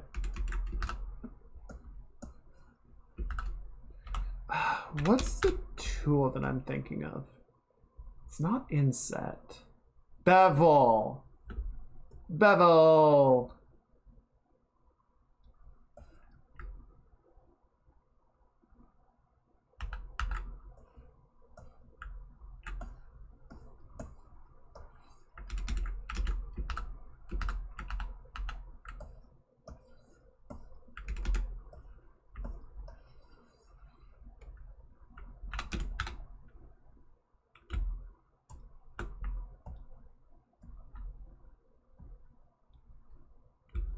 And then we're just gonna move.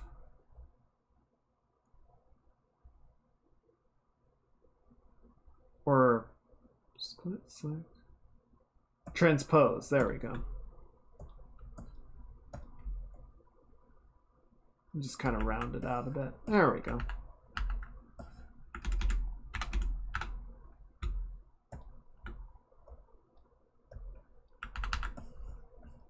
Yeah. I'm trying to imagine Animal Crossing mashed with unlikely genres. Hearts of Iron. So there's actually a game kind of like that. It's called Tooth and Tail. I didn't play a lot of it, but it's pretty cool. It's basically like, I want to say the Russian Revolution, but they're all rodents.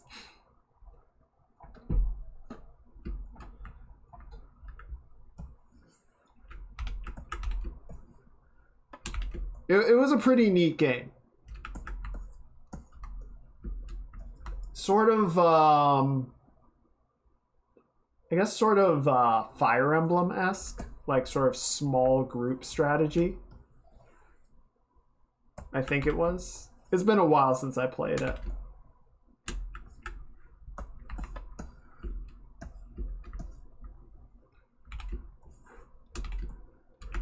Okay, that feels pretty good. And then we can kind of reposition a bit, because I want it to wrap around a bit more of the torso.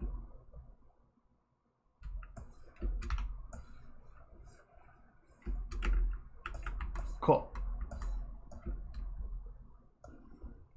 Got that. Where'd the shirt go? Shirt?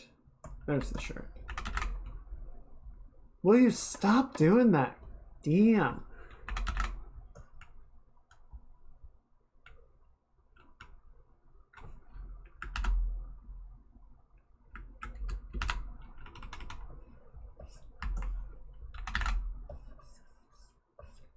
I'm just gonna sort of bunch the sleeves up a bit at the elbow.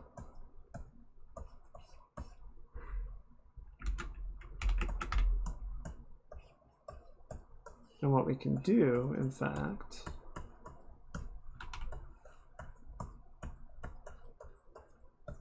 I'm just gonna delete the subdivision that I made because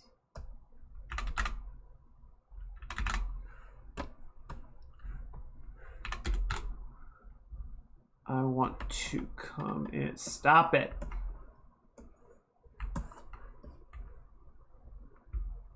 And we're going to extrude.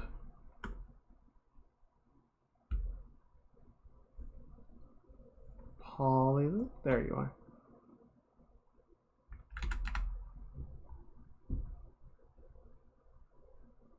And then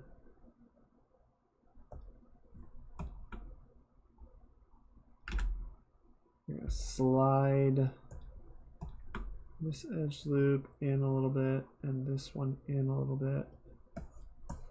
There we go.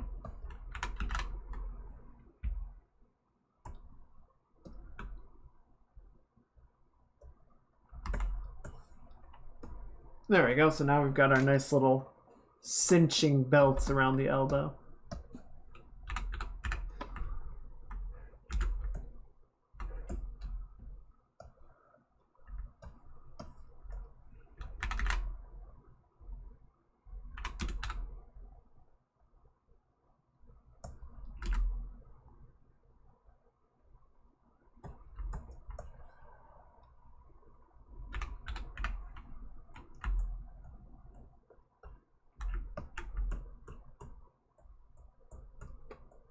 And just pull the shirt back out a little bit so it's not clipping into the body.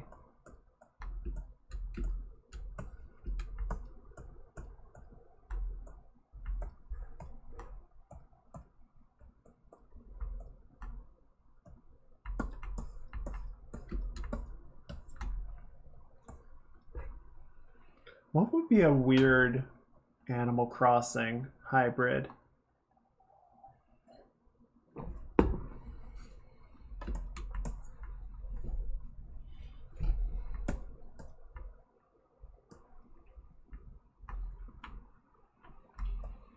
Yeah, because we already got Doom, which was fantastic. Wait, this is the torso. Where did the shirt go? There's the shirt.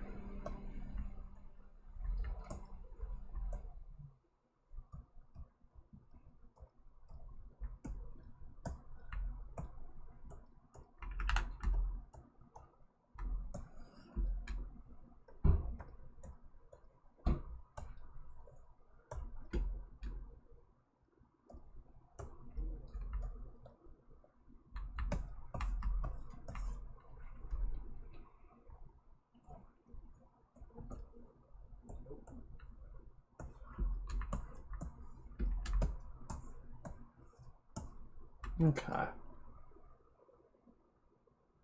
Okay. Here's what we're going to do for the gloves, because I really don't want to model out the entire gloves again, or the hands separately. I'm too lazy.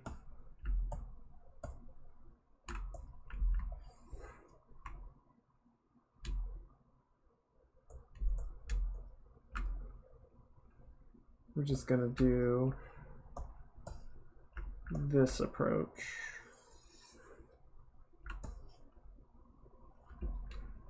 And we're just going to extract that.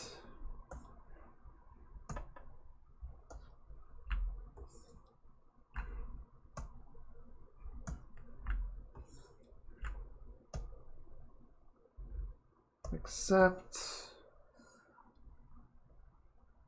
Oh. Why did you extract the pants again?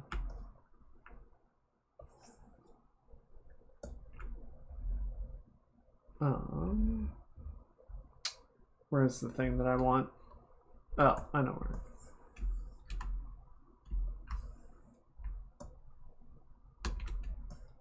There we go. Delete hidden. Call of Duty Animal Crossing. There was a comic like that. Payday. Payday would be good.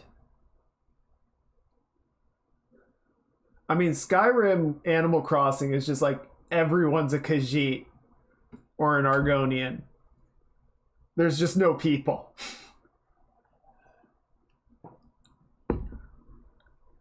Would you say a particular article of attire is more tricky to make?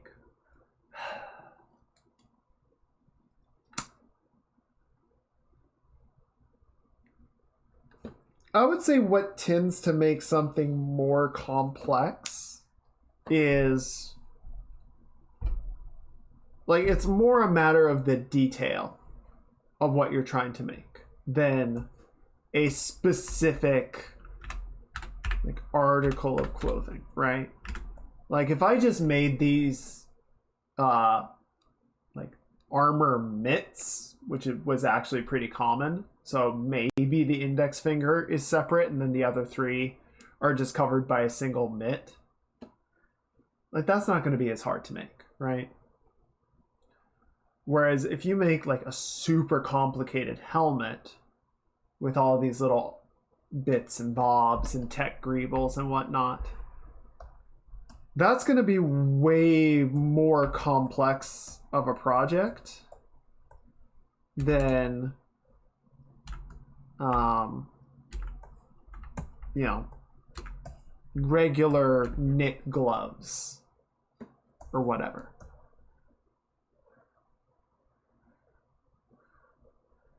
Okay, so let's do that, and then how's this gonna work? Is this gonna work? Yes. Delete hidden. So yeah, the main reason that I'm doing this is just because I didn't want to model out the fingers again, even though I'm gonna have to do a lot of cleanup on them.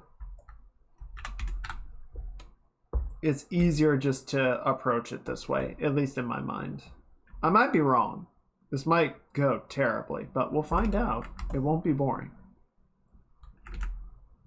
There we go.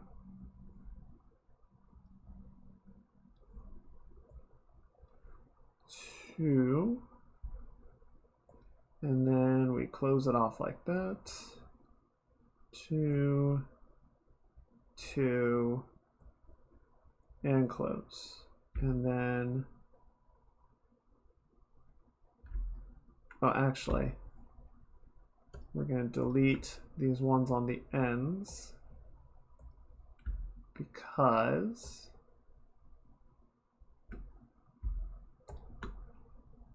I want to split it like this.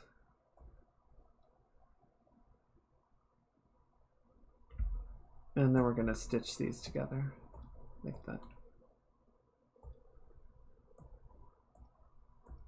Just give myself a little more topology to work with. Payday Animal Crossing would be fun. I could see that. Tom Nook would be the distraction. He provides the ambience. What the fuck? There we go.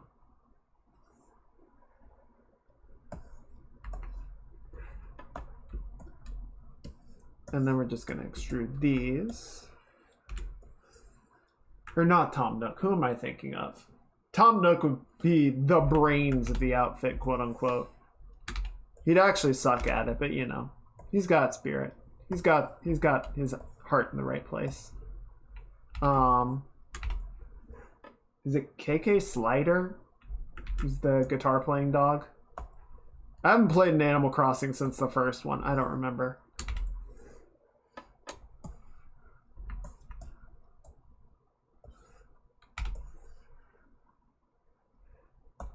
There we go.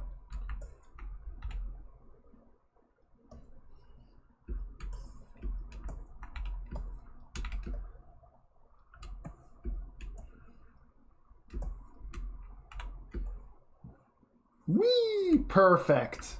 Ship it. Well, the items can't possibly go supernova and make you wander the cosmos, so it couldn't be too bad. True. I don't know. Might surprise you.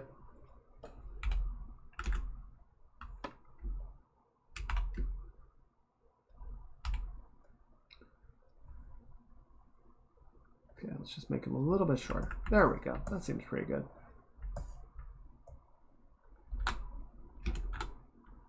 And then we're just going to scale. Actually, I just want to pull this out a little bit more. Give it a bit more volume, right?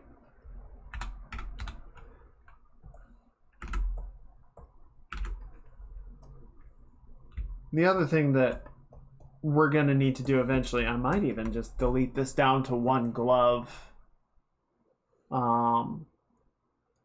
Because I want to put the hands on top of each other, but the symmetry is going to break at that point. So we're just kind of modeling it out this way with the knowledge that it's going to get fucked up later. It's fine.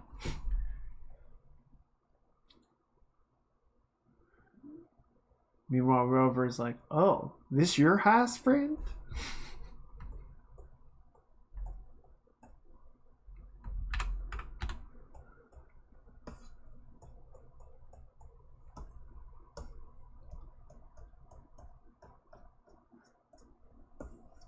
Stealing from Anka's museum.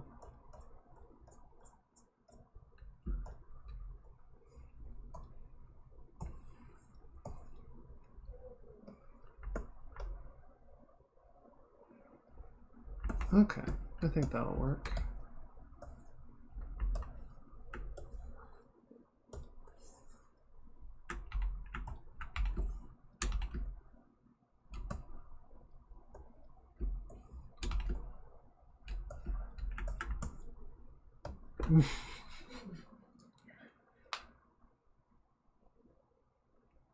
Mr. Rossetti. That's a terrible pun.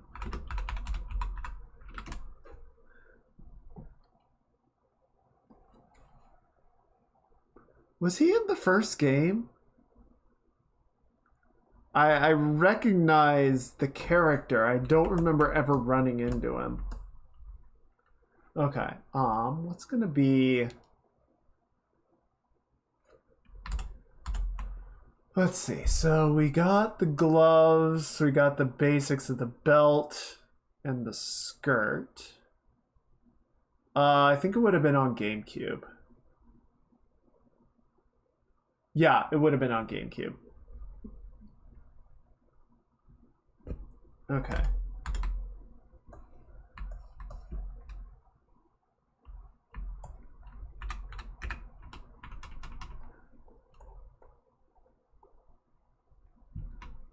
I'm just gonna slim the shoulders down a little bit.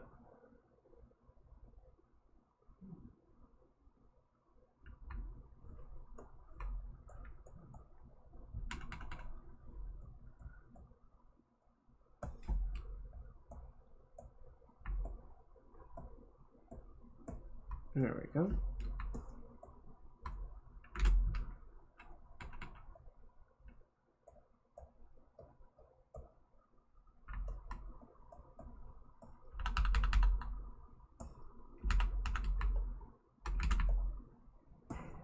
Mr. Rossetti actually caused a lot of parents to call Nintendo complaining.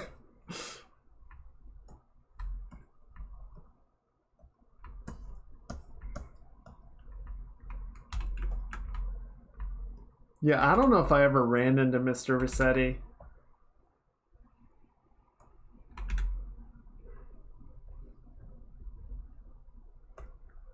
I did not play a lot of Animal Crossing. I tried it. Might have even gotten the DS version. But I don't know. I never really took to it, I guess.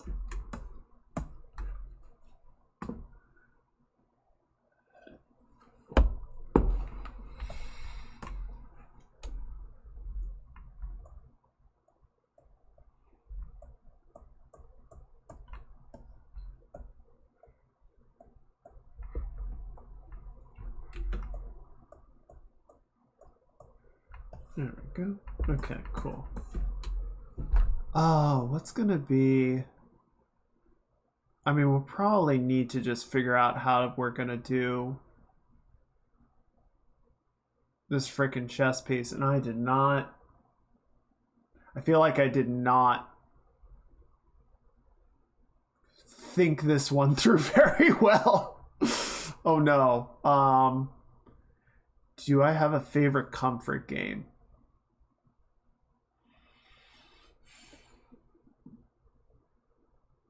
In terms of like games that I just sort of sit back and relax and play with, I guess Final Fantasy.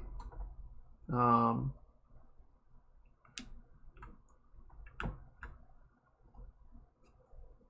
don't know. The whole sort of like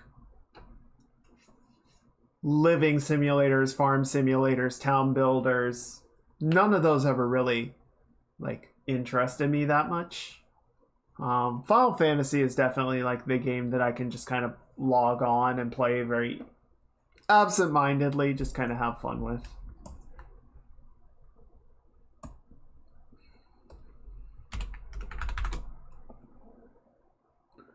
Okay, how do I want to do this breastplate? Let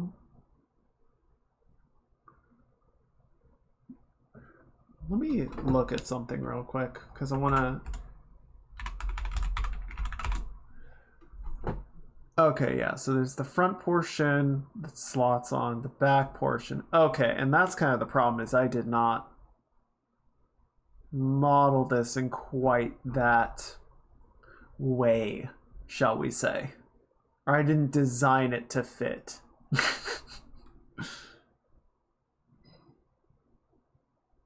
Okay, I think I know what I can do, though.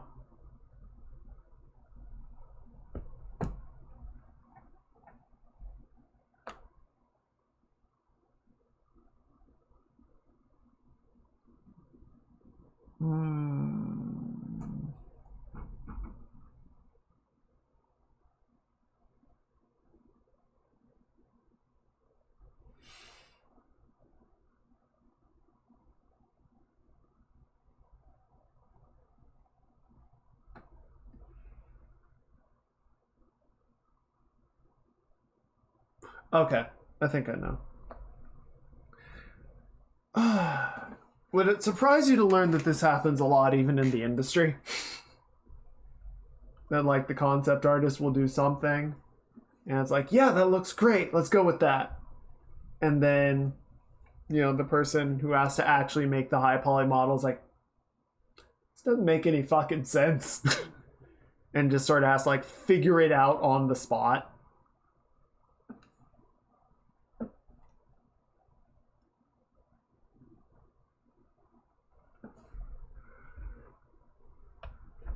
Okay, so I think what we're gonna do for this is we're gonna make a cube. Oh, thank you. So we're gonna make a cube. We're gonna bring the cube up here. But yeah, I'd say Final Fantasy is probably my favorite. Is probably my comfort game.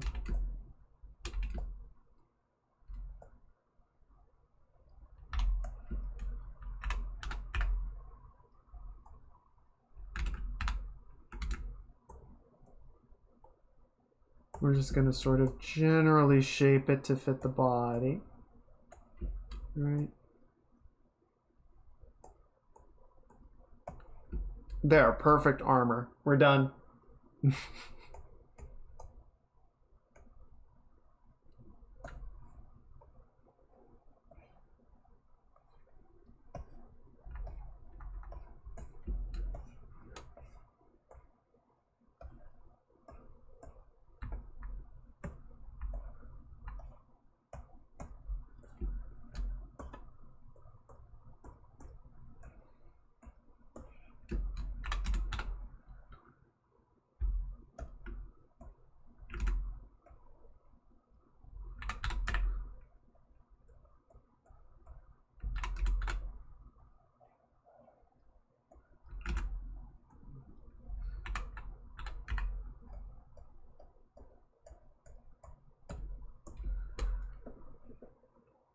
Do the concept departments or poly departments fall under the same group or team, or are they led by separate people? It depends entirely on the studio and the project. For us, like generally there will be, you know, art directors that are responsible for like, or you know, they'll sort of keep sort of the larger objectives in mind.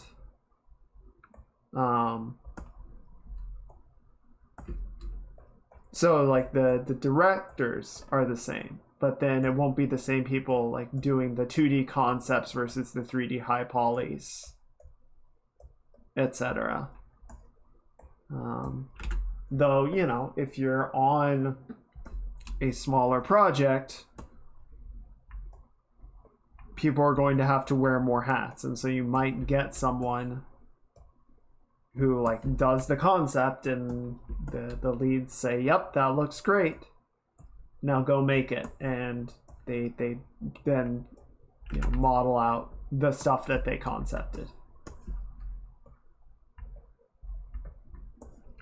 But you know, a lot of times you will have, especially with bigger studios, the concept artists and the modeling teams will be separate groups. I've never actually spoken with any of the concept artists who work on the stuff that I then go on and make, or integrate, I should specify.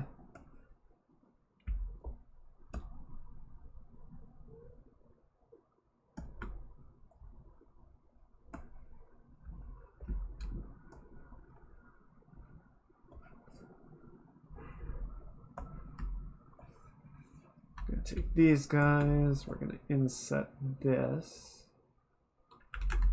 Could you frickin' not? You're making a mess, dude. Come on. And then we're going to delete these islands. We're gonna collapse these little triangles that you made because they're stupid and I don't know why you made them. You shouldn't have done that.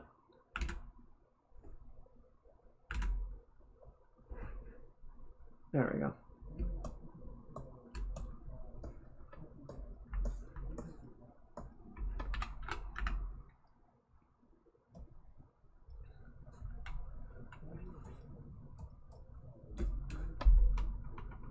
Are there ever instances where there's concepts that all look greatly detailed and then someone slips in a silly sketch last minute and the silly sketch unironically becomes the favorite or preferred item?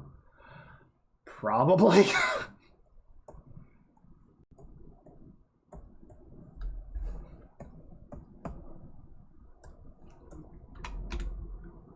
I can't imagine that it hasn't happened.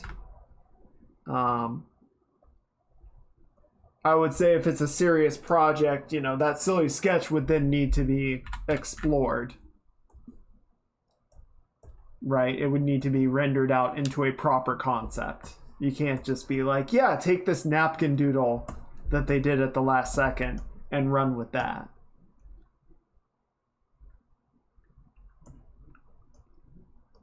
But yeah, I can certainly imagine it.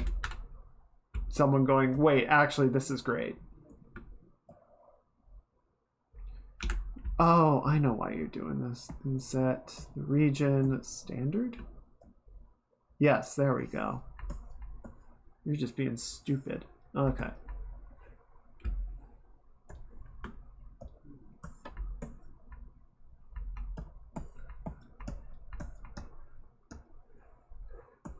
Okay, good. So now we've got this. It looks like they've got a frickin' cardboard box that they've just sort of oddly shaped to their body.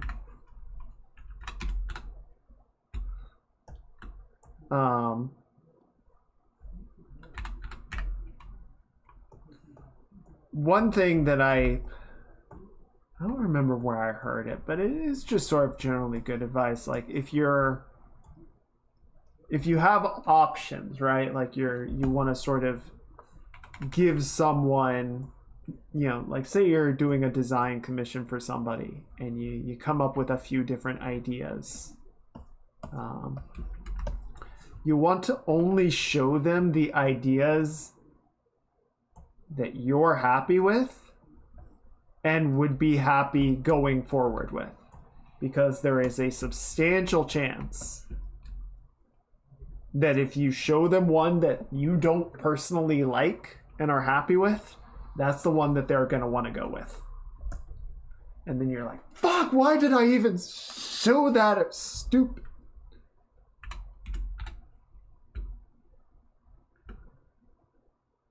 But now the client has it in their head that that's the great one, and you have to go with it, and you're filled with regret.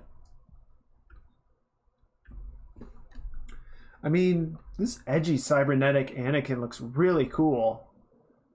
But this is Bananakin. I mean, we how can we not?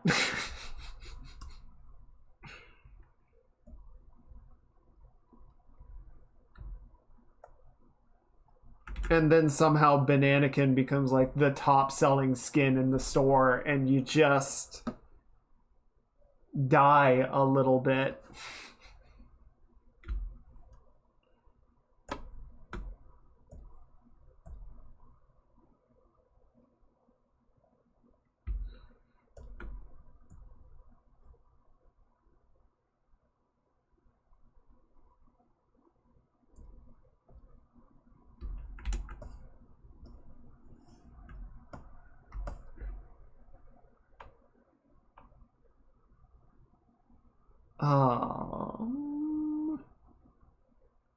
Okay, this will actually work just fine. So all we need to do is, it's simple. We kill the Batman.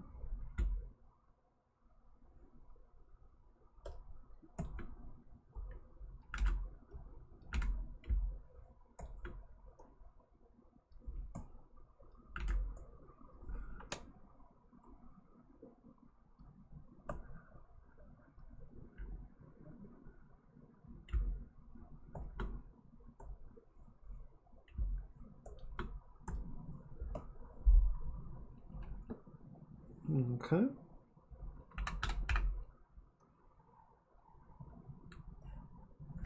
We can just kind of smooth that out.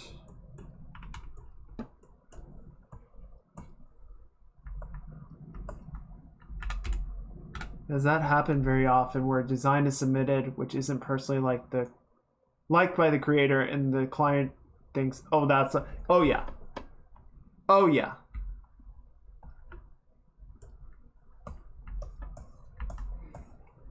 Yes, you should absolutely do that level of like personal assessment to decide if something is like worth showing to the client. And again, like, it's something that you should be happy enough that you would be willing to work on it, because if you don't like it, but then the client says, yes, this is good, I mean, that's probably what you're going to end up going with, and then you're stuck working on something that you don't like or feel good about for however long, right?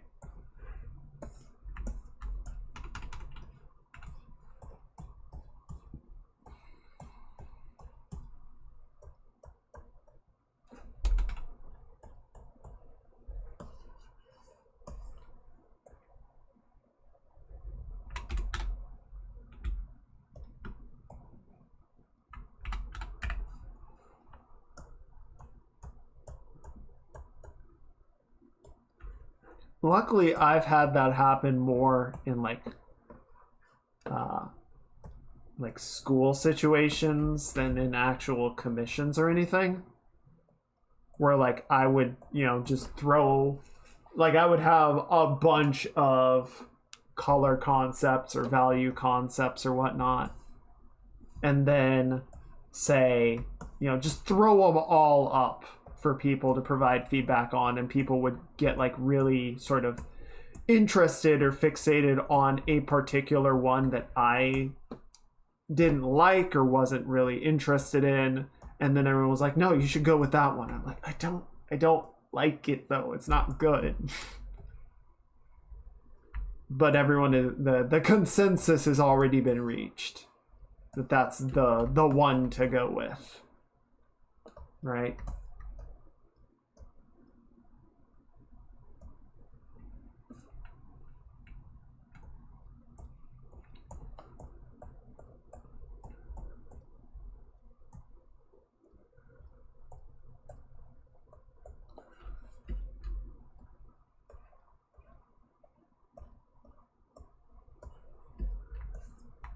Sounds like a critique wall moment. Exactly.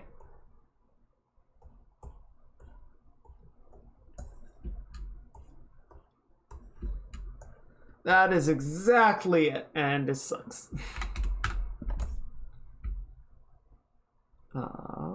extrude edge. Oh, cool. You did do exactly what I wanted.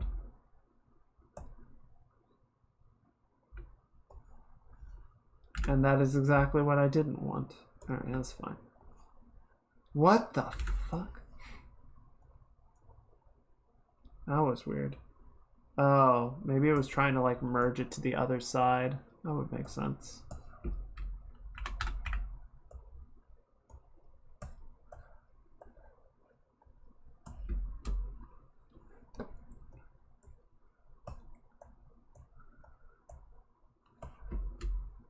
But yeah, you just kind of have to be,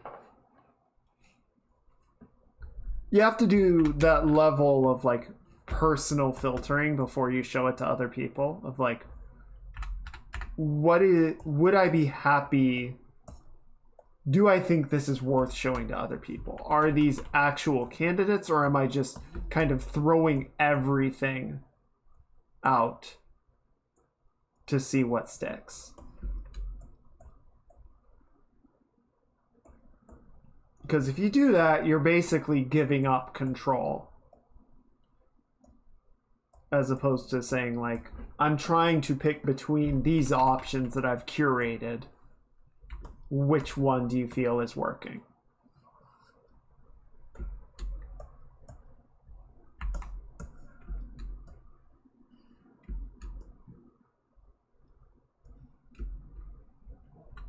Okay, and then I think we're going to go like this, and we're going to delete this poly loop.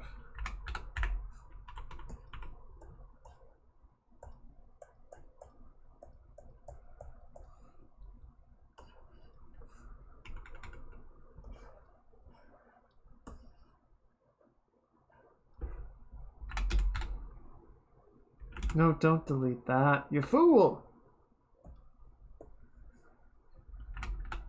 Those buttons are red. You'll destroy us all. Okay.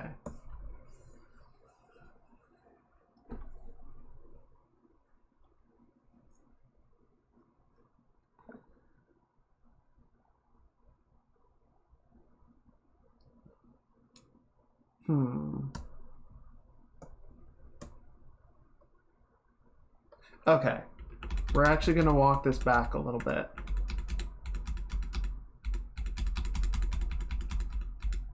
We're going to keep this part connected. And then we're going to delete there. Okay, that'll work. So now we've got our front section, and then we've got these two sort of back sections.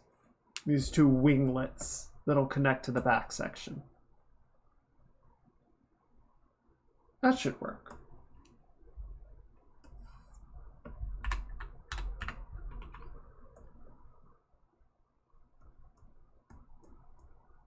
Can sort of narrow this down like so.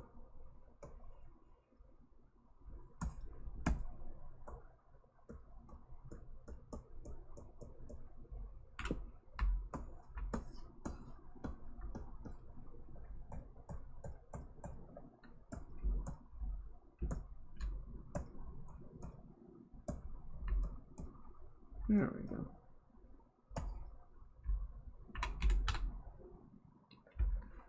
And we're going to extrude.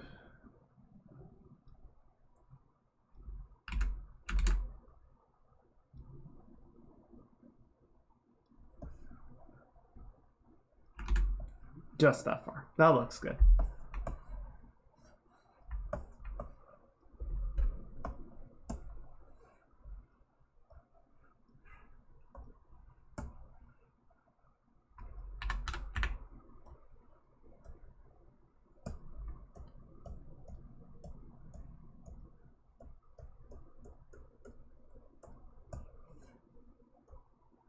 Good.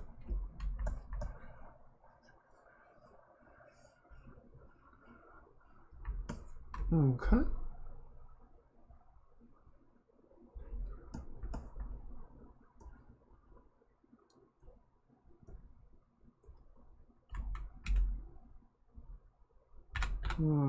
Okay.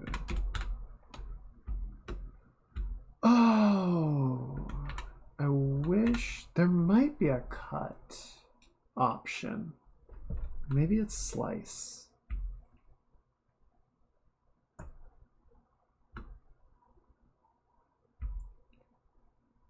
This might work. Yeah, there we go. Do not crease. There you go. All right, cool. No worries, Tisha. I hope you have a great night. I hope you have a great rest of your week.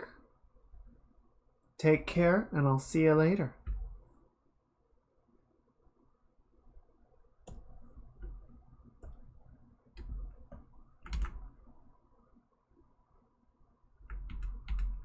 Why did you not...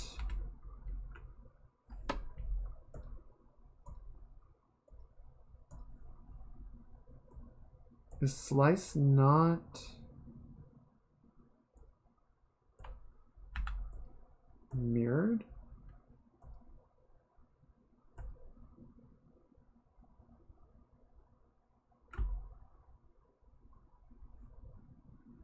Ah, where's do nothing? There you are.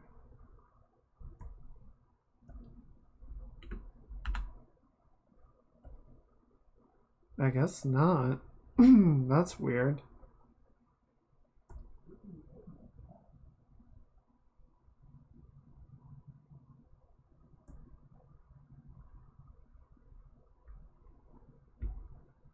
Okay, so we're just going to delete this polygon. Why? Why is this not mirrored? Why are you stupid? Don't be stupid.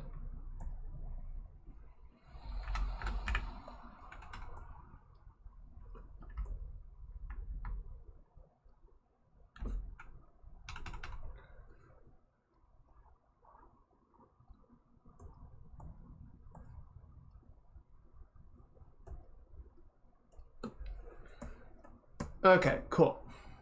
I think that looks pretty good. Now we just need to reshape this a little bit to get that nice sort of rounded shape that we want.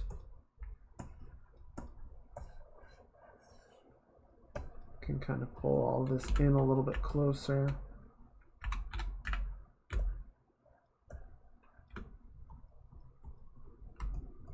There we go.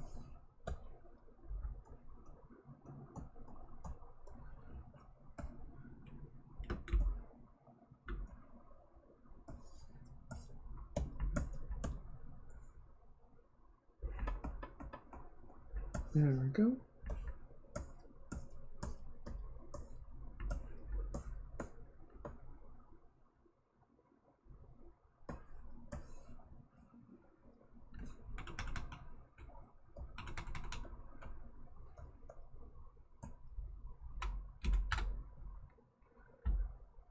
Insert, and we'll scale this down.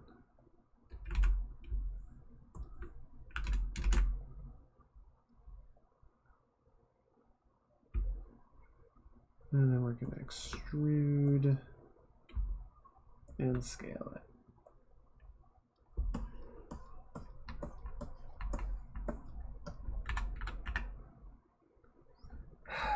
it. I like ZBrush, but it does some dumb things occasionally. More often than I would like, if I'm being completely honest.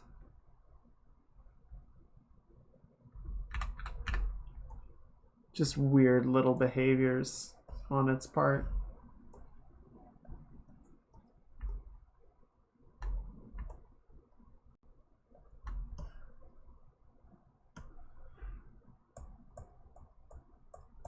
Okay, that looks pretty cool.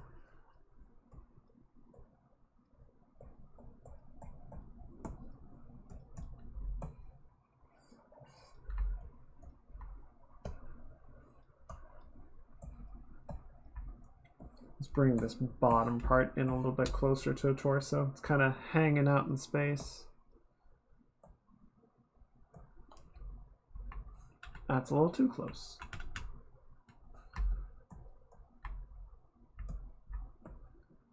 How do you know your armor isn't protecting you if it's not digging into your body?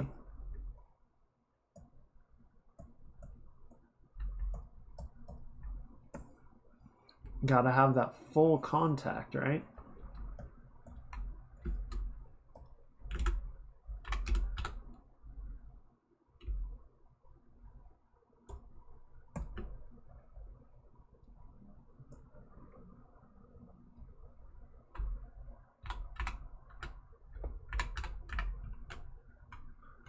There we go.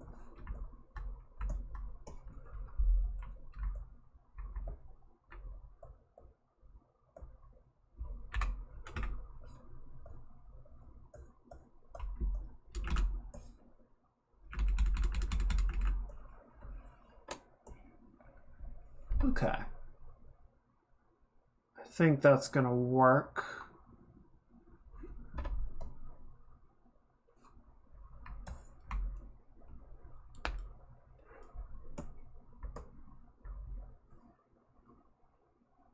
And we'll need to figure out sort of how I want to connect these pieces together, but I think the overall sort of layout of the parts is going to work just fine.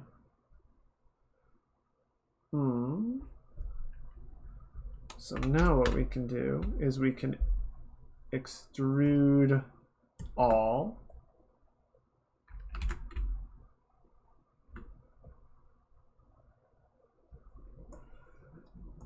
And we've got some actual volume to our armor.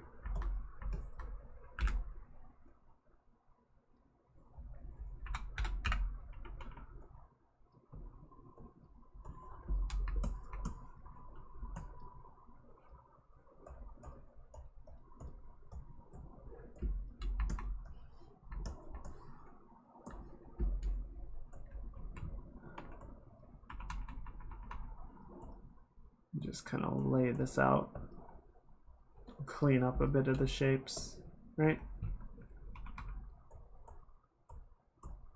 There we go.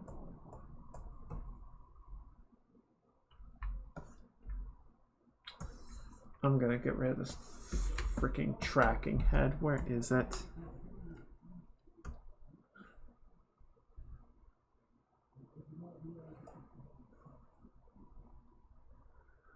Oh, Z-Sphere, magnify glass, edit, transpose, geometry.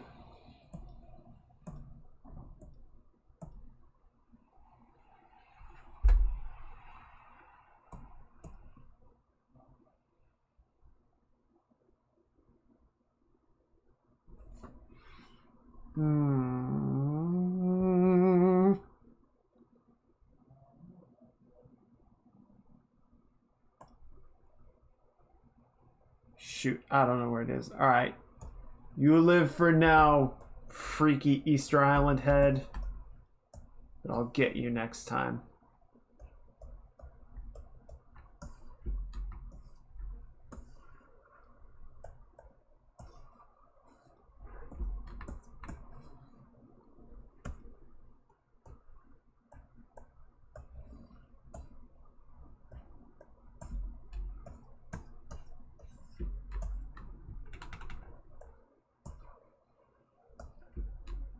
Okay, I think that's working. Yeah, we do need to do a little bit of cleaning up, right? So we want to like crease the edges here. I think we'll probably go ahead and crease right along this edge loop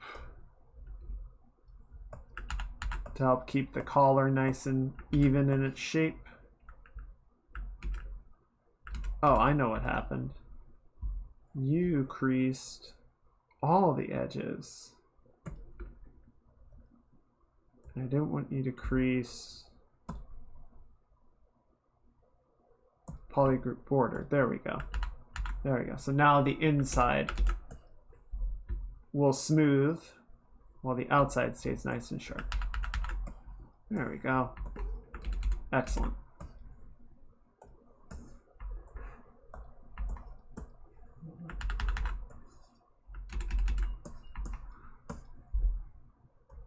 Grab that one too.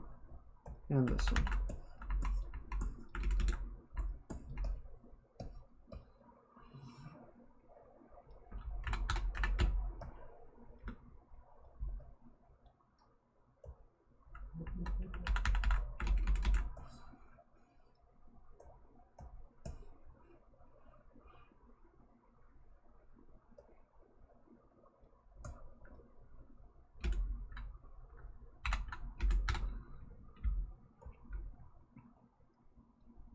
There we go.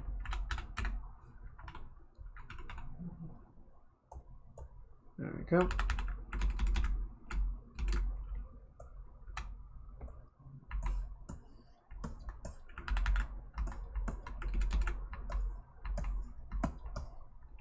I'm actually going to let these soften up just because I want to have those shapes be pretty rounded. So if I box them up, that's going to be a little counterproductive.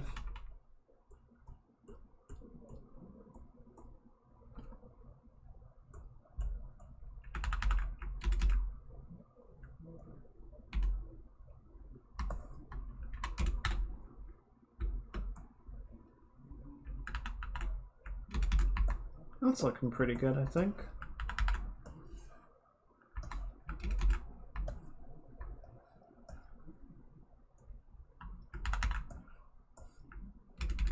Cool. I like it. Gonna be honest, that went pretty smoothly. I wasn't sure how some of the armor modeling for this was gonna go, but not bad. So yeah, we got the gloves kind of roughed out. We're going to need to add the plating onto that as well, but I think we can do that just with an extraction.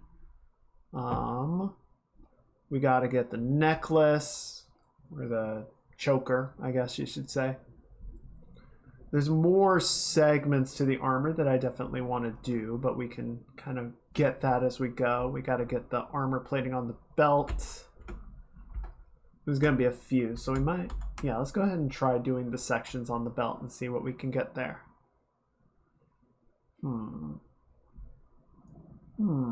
Yes. All right, let's try it. So I'm just going to call this breastplate. And then this one can be skirt plates.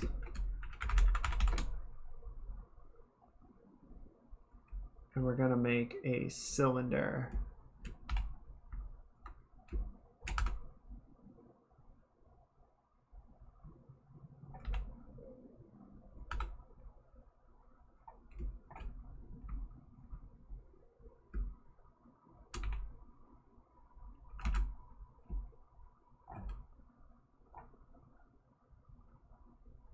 Yeah, I thought you might do that. Okay. Just mask off the center point. Or the center edge. We want to keep that nice and even, nice and consistent.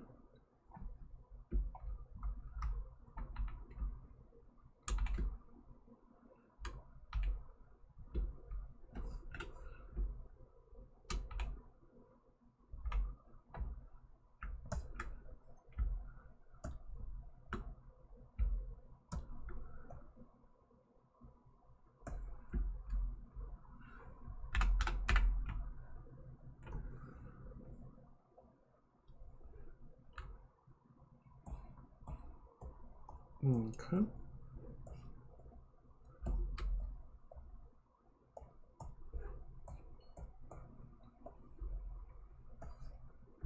So kind of a similar fashion, we're just going to delete the top and bottom sections.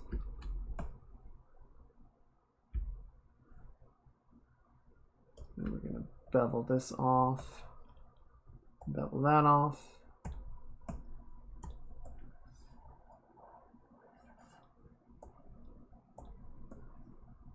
All right, so now we've got our 5 pieces.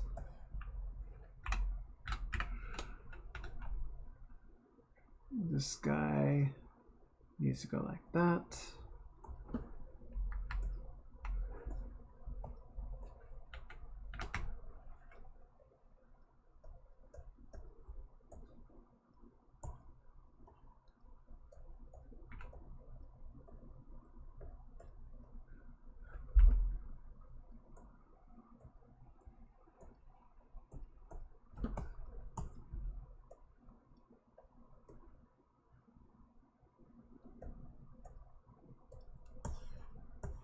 Okay. Good.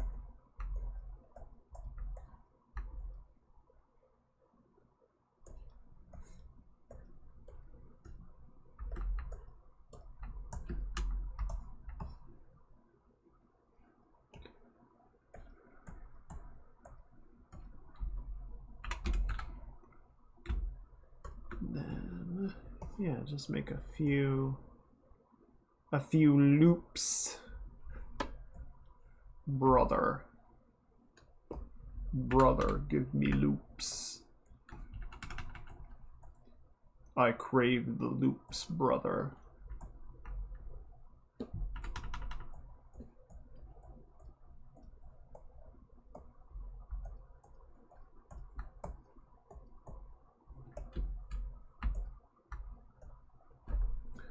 Oh, let me check something.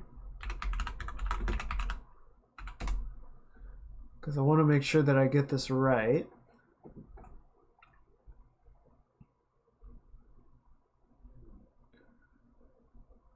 Yes. Okay, I'm going to tell you guys now because we're not going to meet until afterwards. But this Friday, if you guys remember the Badger song, the Badger song will turn 20 years old this Friday.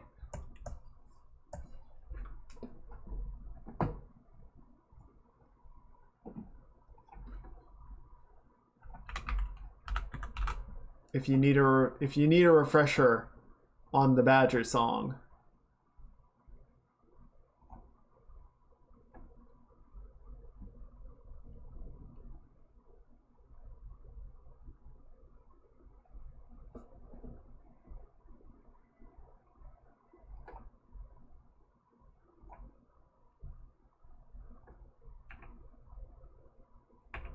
it's this one.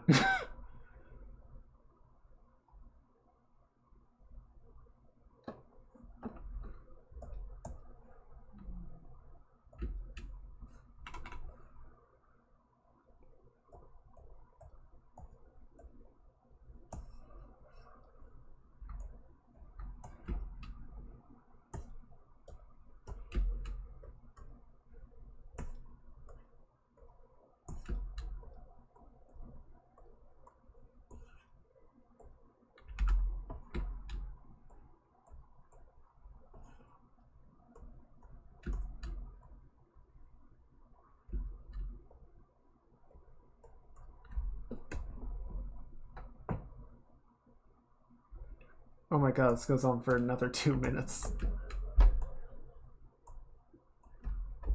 There's a version on YouTube that goes for 10 hours, and I'm pretty sure that would be a crime under the Geneva Convention.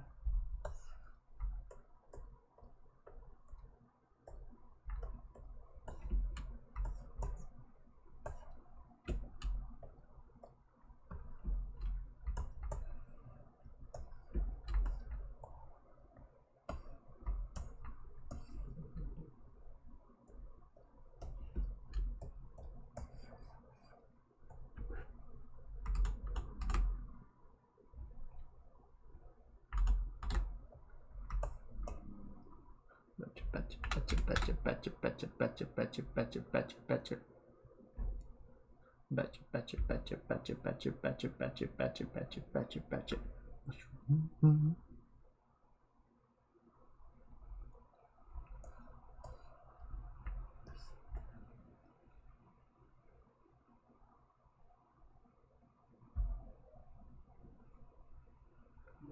What's this gonna be? Inset?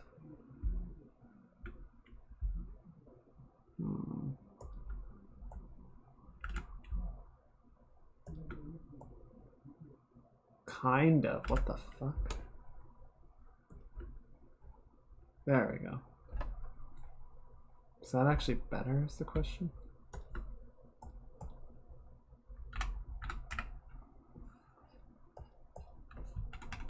Okay, I think this will work.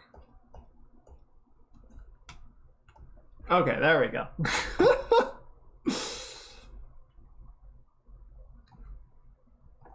So yeah, that turns 20 years old this week. It is an important element of internet history.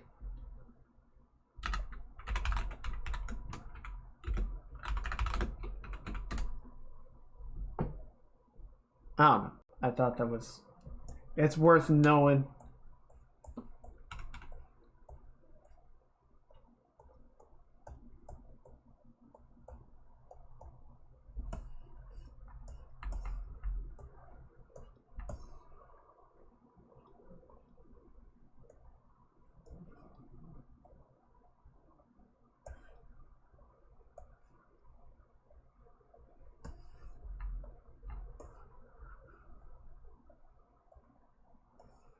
There we go.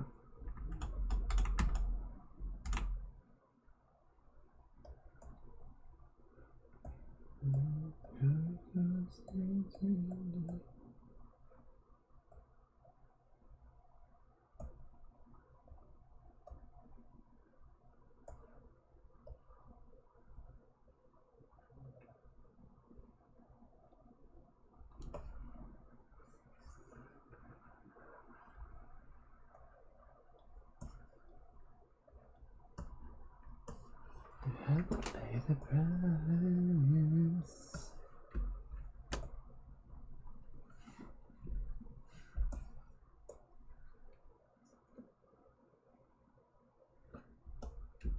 Okay, there we go.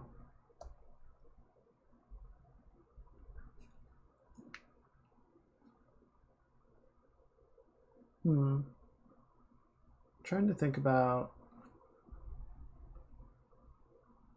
what's gonna be an effective way to like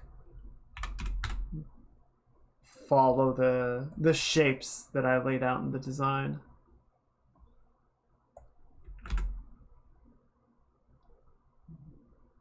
Will never fade away.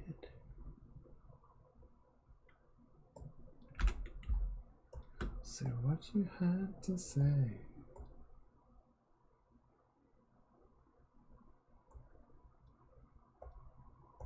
There we go. That should go.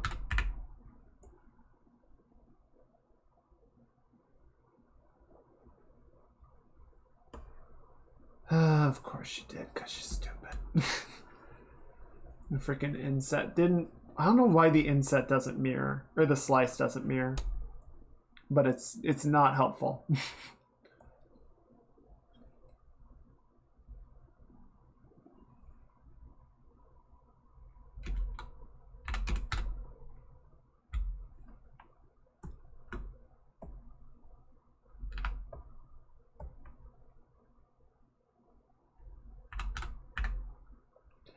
That one thing that changed it all.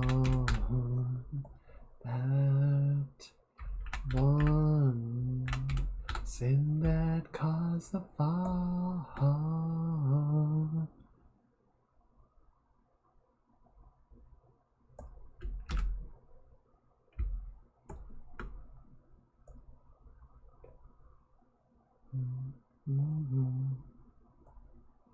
Say what you had to say.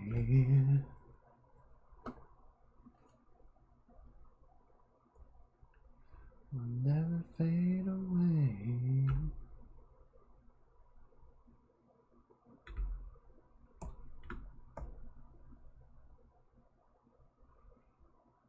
Okay, yes. And then I think we can spin this edge. Maybe.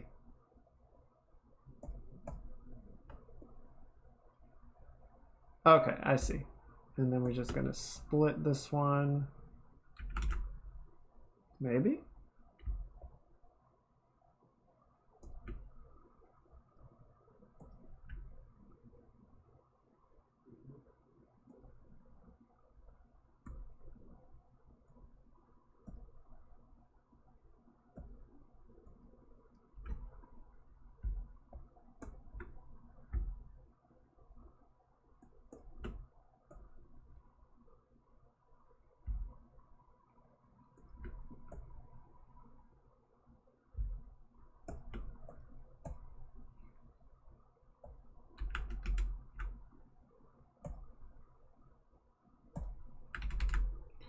Okay, fine. Fine.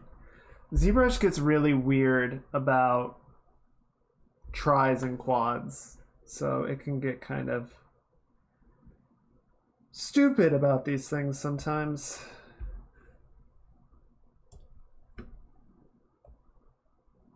Okay, there we go.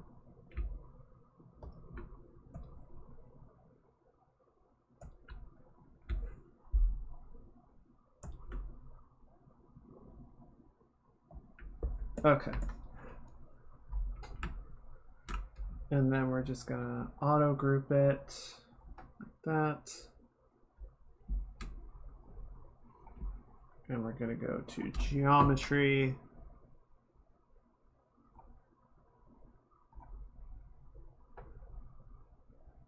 And where is mirror? There you are. Of course you do. There it goes.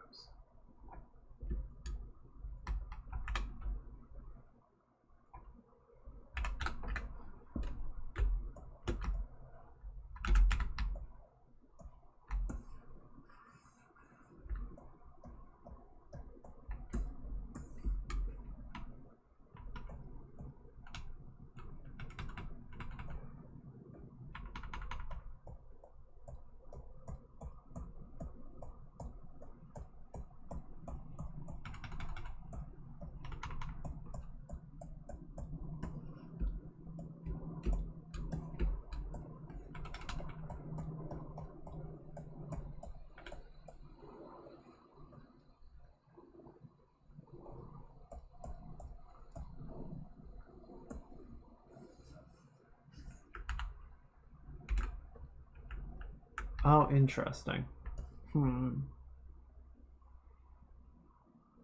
There's a little triangle in here that's causing some trouble. Up to no good, I reckon. I wonder what we can do about that.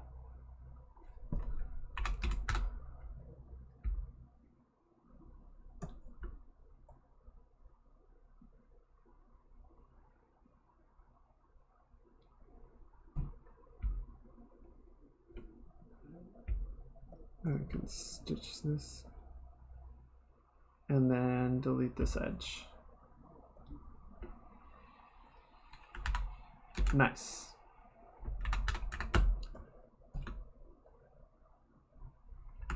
There. Much neater division process.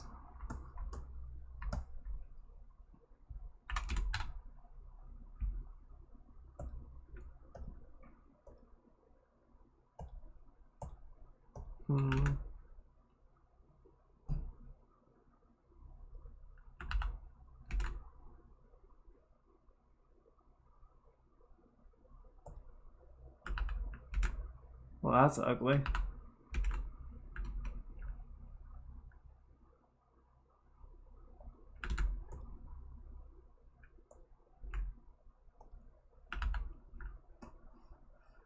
I mean, it technically works, but I don't think it's very good. Mainly just because of the chevron. But maybe we can make it work.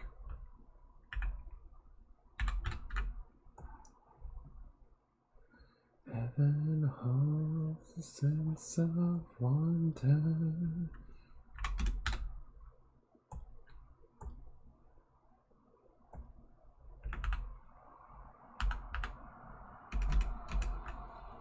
Well, maybe it'll work once we add the volume to it.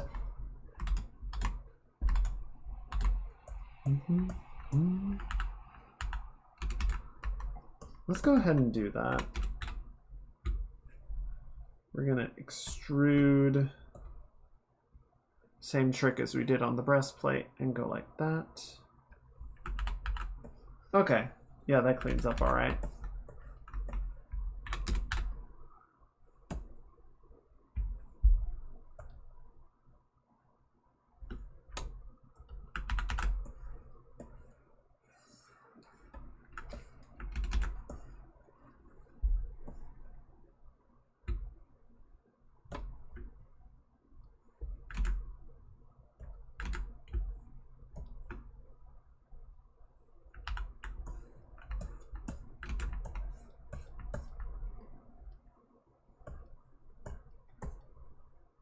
And then we're going to grab this and you.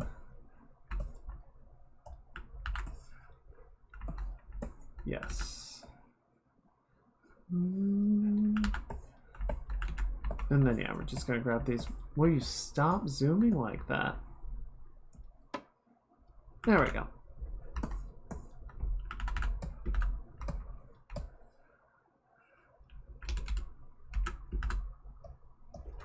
Cool.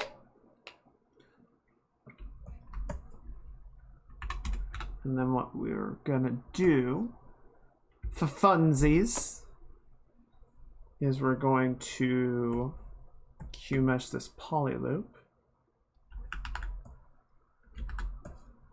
to see that starts to sort of create the beveling process, if you will. Is there an option to crease it when you make the stuff? No. Okay, that's fine.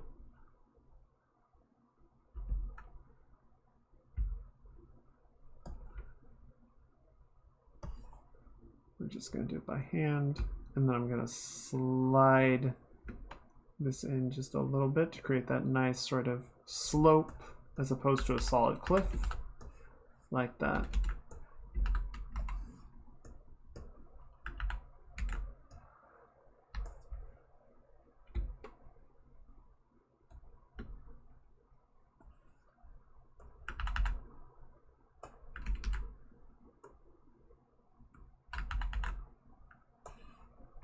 Yeah, we're gonna have to add some of the curve back in by hand at that point, but that's okay.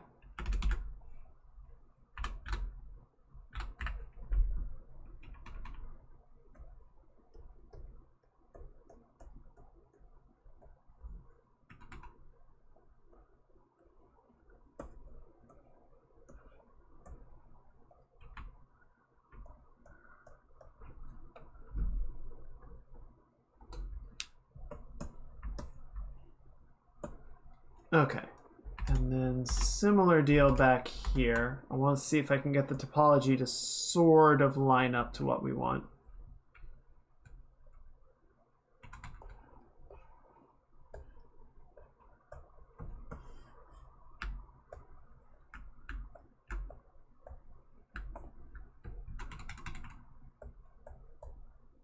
Right, so this is going to kind of flow like that.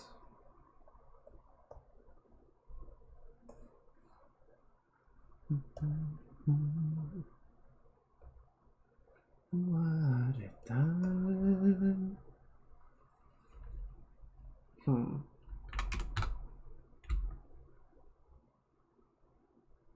Q mesh, slide, stitch, transpose, extrude.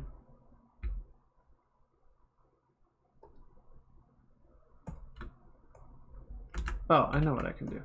There we go.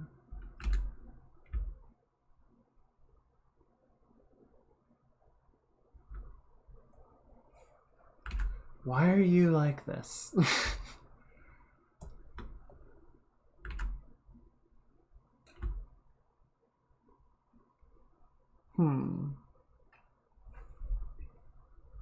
Oh, I know what I want. I want bevel, not...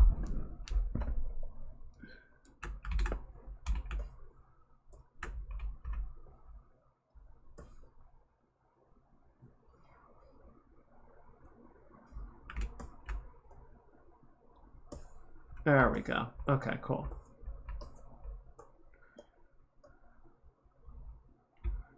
And then we're just going to insert another edge loop. Will give us a bit more to play with going forward. I'm just going to split these up a bit.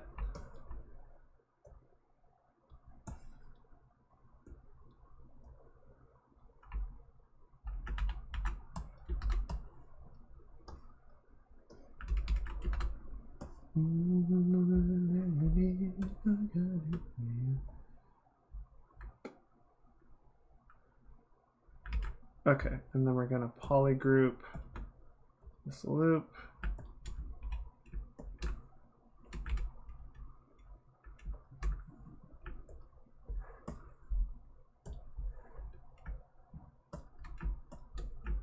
Oh my god. Could you not? Thank you.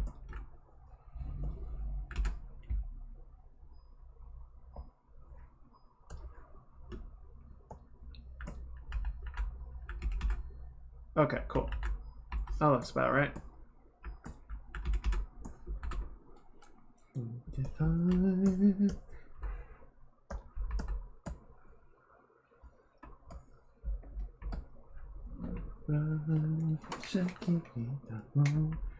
I think we'll probably save the armbands and the boots for next time. I feel like those are going to be particularly complicated, and I just don't feel like dealing with them tonight.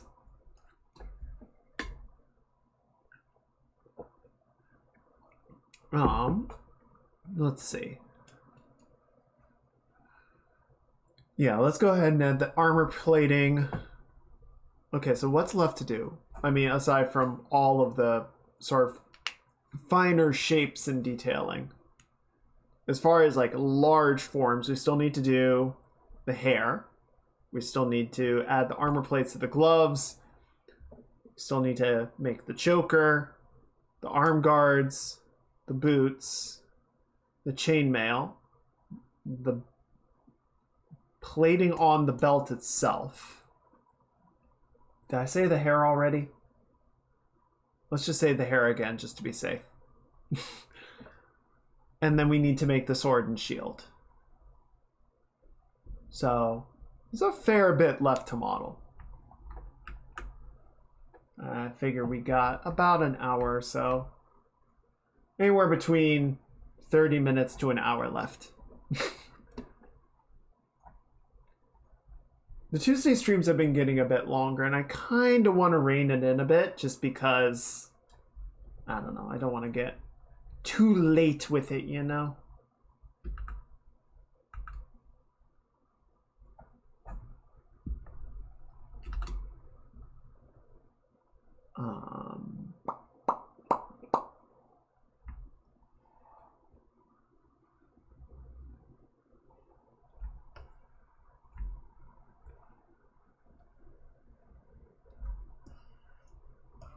Let's see. Is that right? Let's do one more. One more. That looks about right.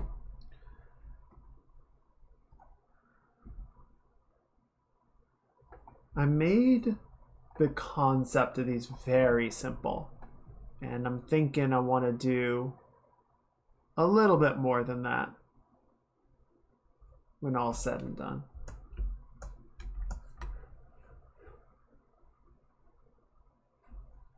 So we're going to do extrude like that.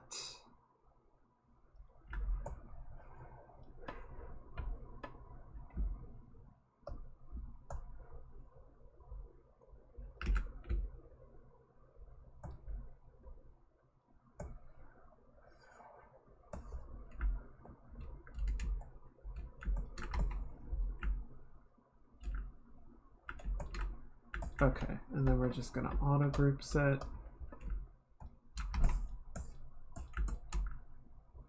Oh, of course you did.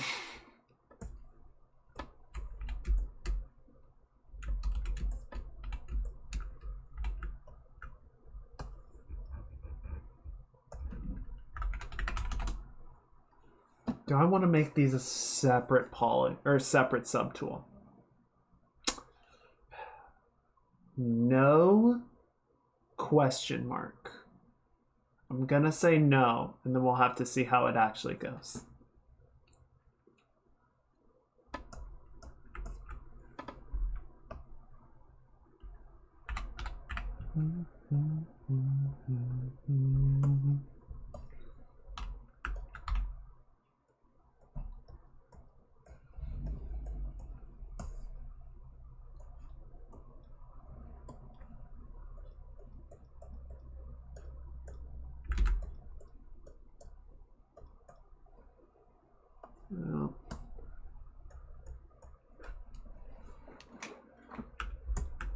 I am glad that even if, I don't know, I'm not really looking forward to Starfield that much. I'm just not a big fan of Bethesda games in general, and nothing that I've seen has convinced me that this is going to be much different from that. Whether it's good or not, I would like to be wrong. I would like to be pleasantly surprised, and Starfield turns out to be a great game and is definitely worth playing, even for a skeptic such as myself. But I don't know. It's kind of on them to prove that for me. And even if it's not, like, there's Armored Core, there's Baldur's Gate. I still need to finish playing Tears of the Kingdom. There's Sea of Stars. There's so many games out there. It's like, oh, you didn't like this one insanely popular game? Here, have these other 7.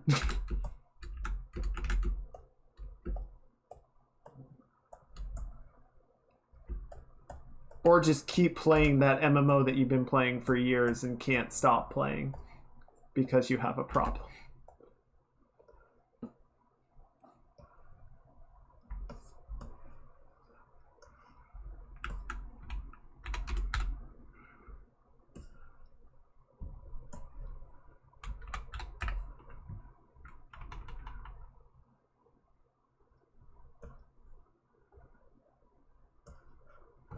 Okay, I'm actually going to make this go back, because if I make it go forward, it kind of gets in the way of the hand, right? It could sort of like jut into the top of the hand, which is extremely uncomfortable, so we won't be doing that.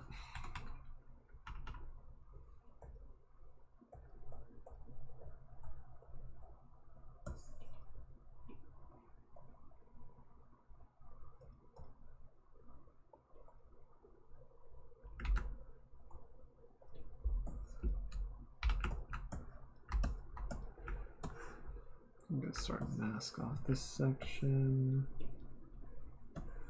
No, come on.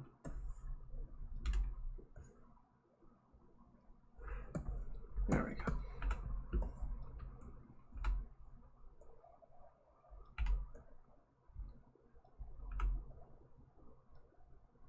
Yeah, just want to sort of bend it up a little bit to give like some room for the wrist to move, right?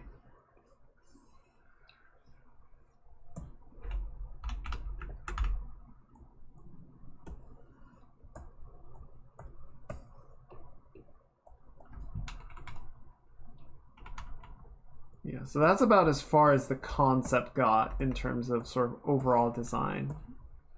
I think we want to add a little bit of like the sort of wing motif into these as well. Just kind of get them feeling a little more complex. Hey, thank you very much, and welcome on in.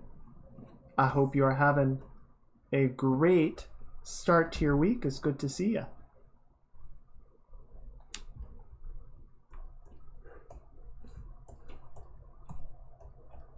I'm just doing a little bit of ZBrush work, modeling out a character idea.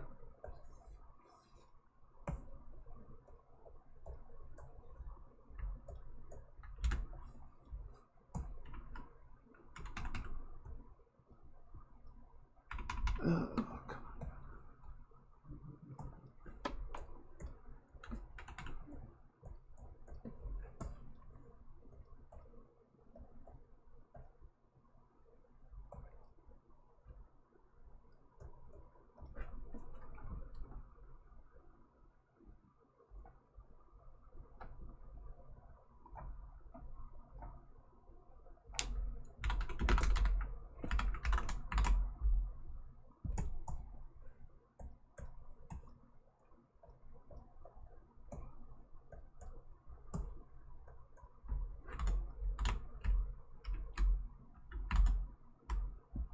on. Okay, let's see what we got.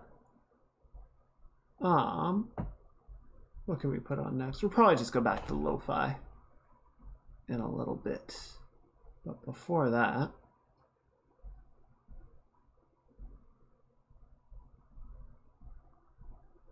yeah, let's do that.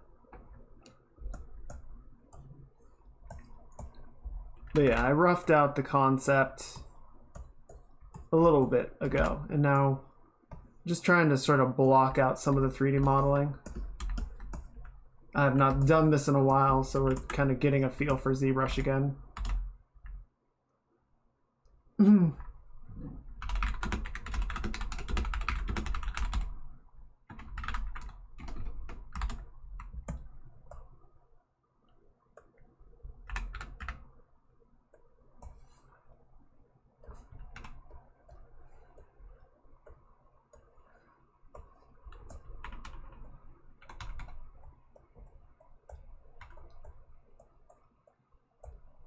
Okay, that should work.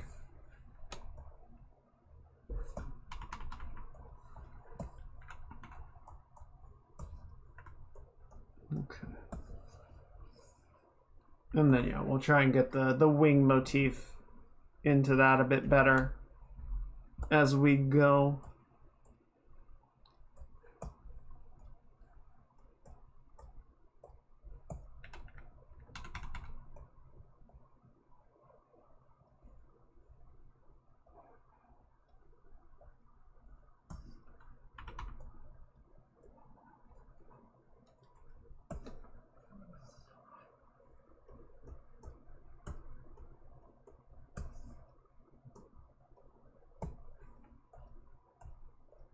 Anyway, yeah, that should work. Okay.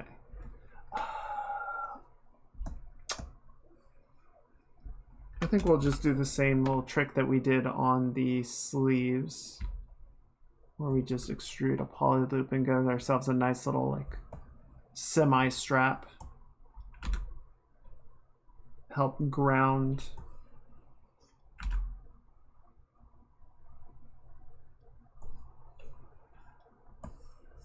things a little bit like that, right? Nice.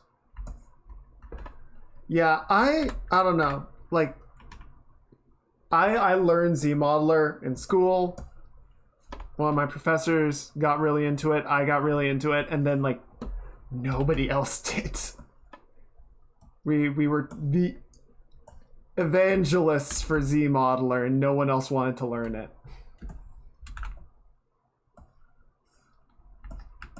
It does have a couple weaknesses, right? It's not perfect. But especially given sort of the process of like just being able to make the low poly and go straight into the high poly is really robust.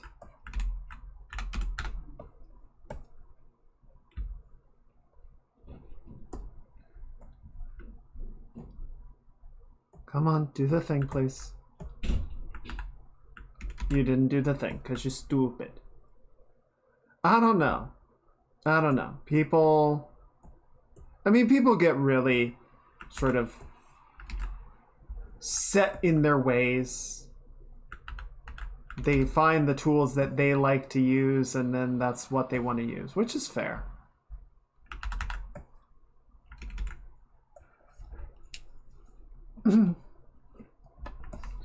Yeah, and that's kind of the thing for me is like, if I were trying to, make everything in Blender and get it exactly the right way and then bring it over and it's like, oh wait, no, I don't like how this works. That's like a complete sort of walk back through the process, as opposed to just make it or modify it in ZBrush.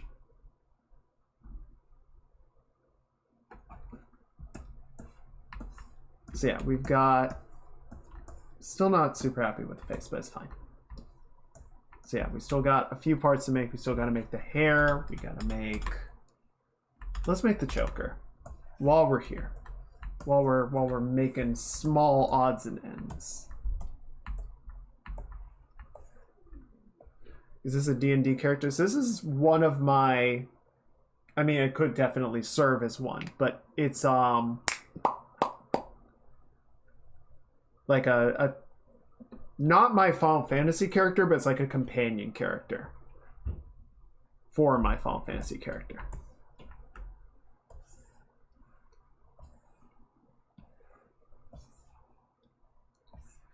One thing I actually kind of wish they had carried over from the original version of 14. I think I'm actually just going to model this. I was going to try and extract it off of the shirt, but yeah, basically a retainer. Just like a story character, a character in my head. It doesn't exist as like a player character or anything. So in the original, excuse me,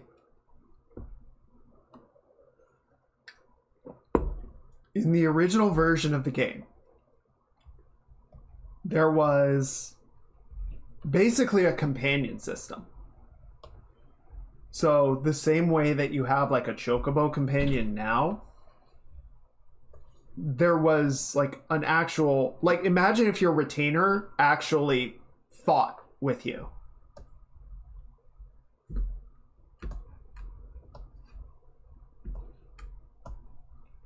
It was an actual companion character that you could sort of be friends with. Yeah, it's actually, so a lot of the original idea of 14 is carried overs from 11, and 11 had a system like that. There was like a adventure companion NPC, and you could sort of create that like you created your own character.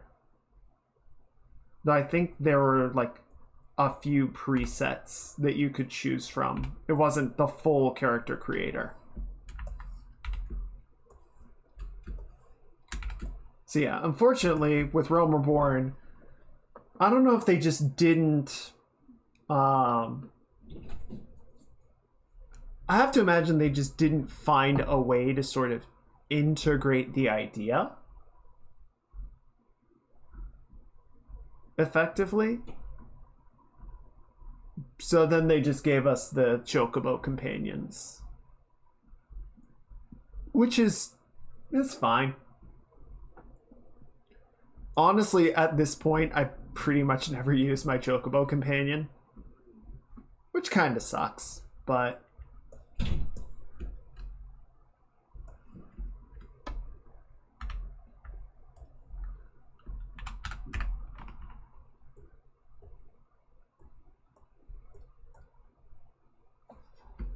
oh yeah, I love my chocobo to death. My chocobo's a good boy. But, you know, by like level 60 or so, there's nothing that can actually be a threat to you such that you would need help. The main thing that I see people use it for is hunt trains, just to get those few extra hits for credit from the chocobo, which is kind of counterproductive because then everybody is using the chocobos, which makes the monster die even faster, which means your chances of getting credit go down. It's like, okay, so if nobody used the chocobos, it would be the same as everybody using the chocobos. What the hell did it do here? Why did you do that? Why are you stupid? Hang on. Come on.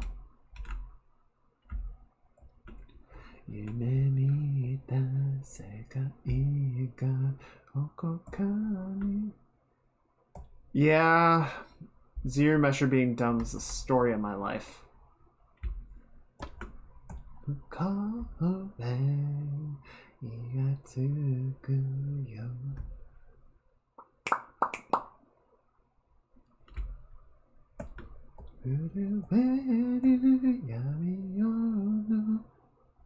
Okay. Can hold Alt and click it and I hope it does something different. Okay, let's try this. Okay. I'll do it myself.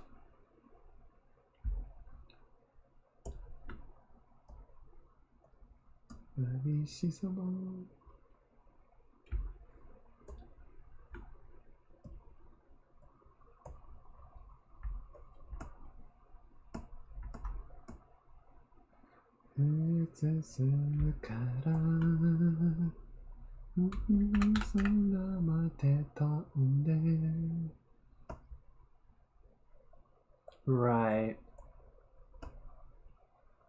Okay. I will keep that in mind for next time. These days, I honestly try and use Z Mesher as little as possible.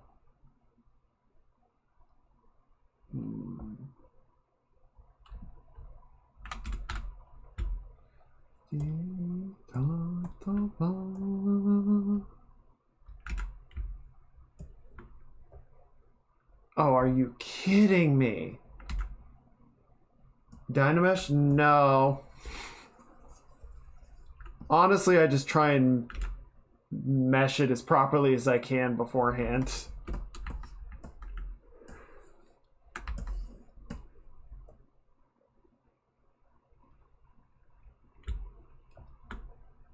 The better you can prepare your mesh, the fewer headaches you have down the line.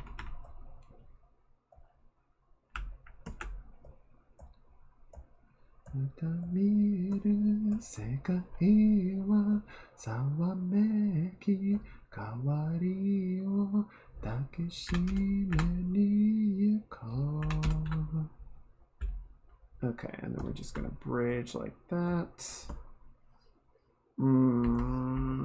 You stupid. Stupid. Alright, fine. Fine. Are you happy now? Are you satisfied? Everyone gets their nice little quads and everyone gets to go home.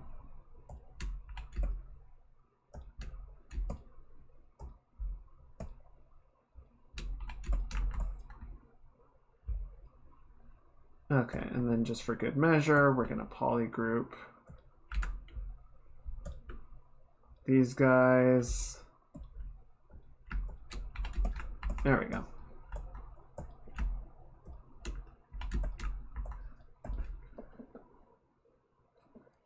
Yeah. Well, one of the things I always tried to sort of instill in people was to work as low of a poly count as you can for as long as you can. Right? If you don't need the extra topology, it's just going to cause you frustrations.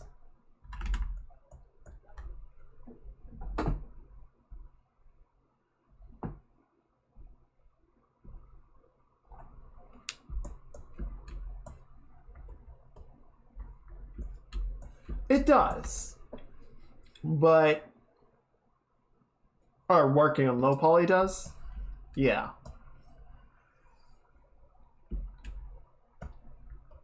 Yeah, and one of the things that I ran into on Saturday was I got too wrapped up in the minutiae of the anatomy and I wasn't really looking at the big form.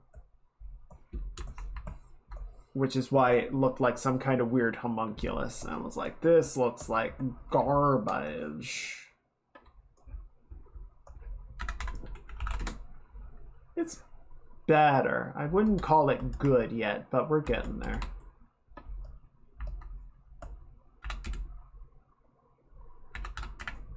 Electric tapestry, neon beckons me beyond disco snake. Yep. Well, and as anyone who's been around knows, I take a damn long time to get anything done.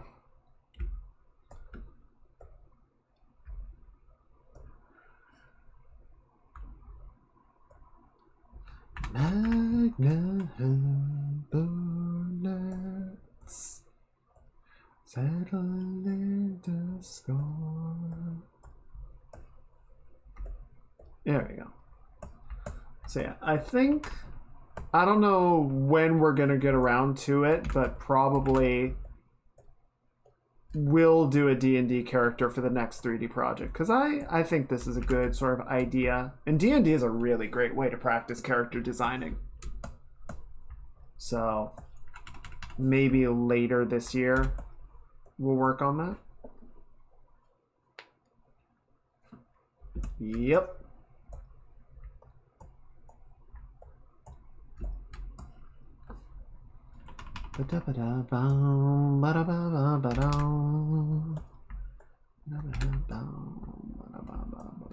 okay.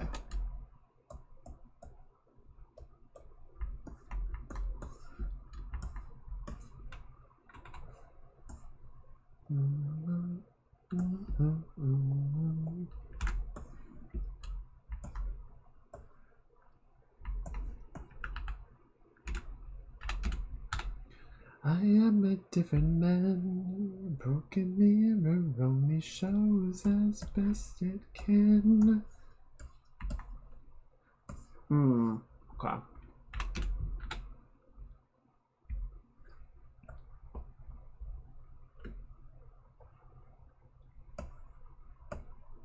We're gonna actually go ahead and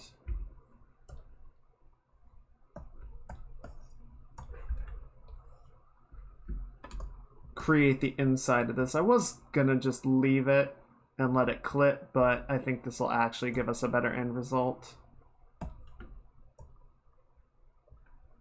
Always wanting more. And then we're gonna polygroup these two like that. There we go. Yeah, so now we can actually pull this point down to match. There we go.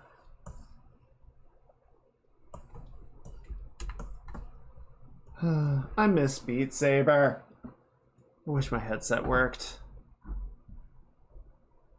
I'm gonna have to figure out what's wrong with it, or if it's just gonna work at all, because I really don't want to buy a new one.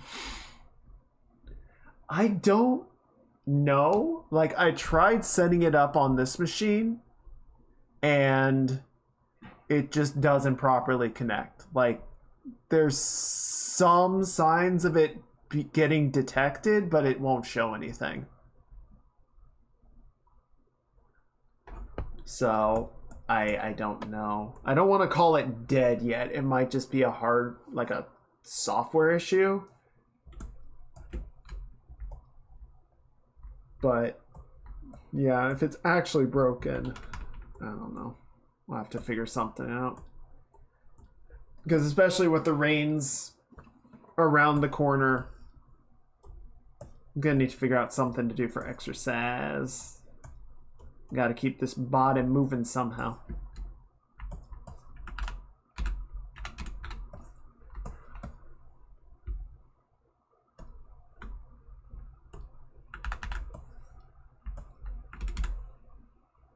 Okay, that should do.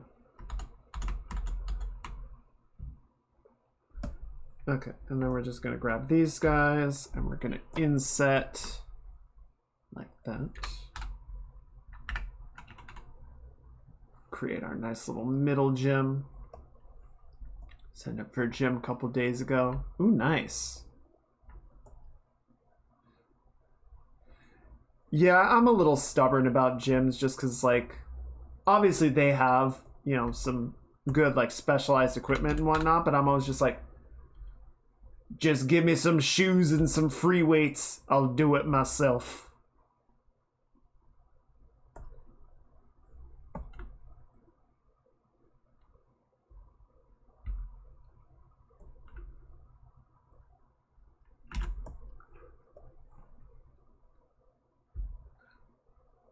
What I'm actually thinking about doing, I'm probably gonna get a bike pretty soon.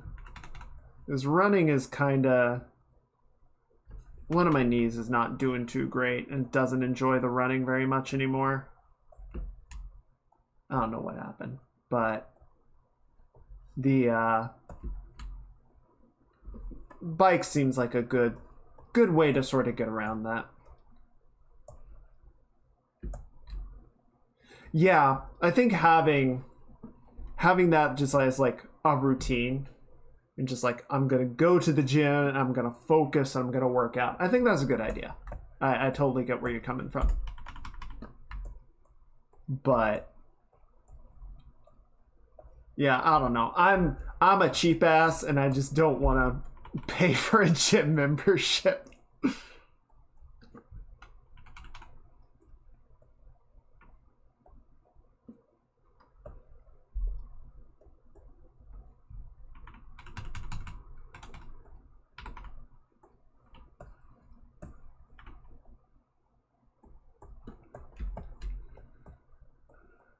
What are we doing? What time is it? It's almost 10:30. Okay.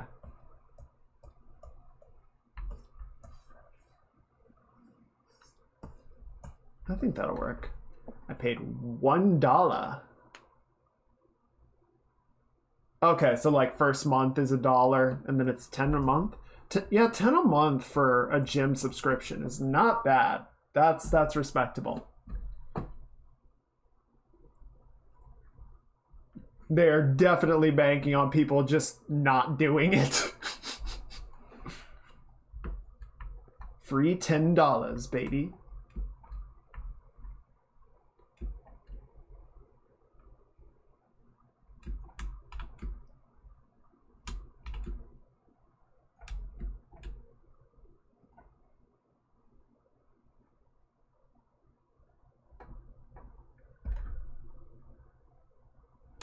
Oh, nice.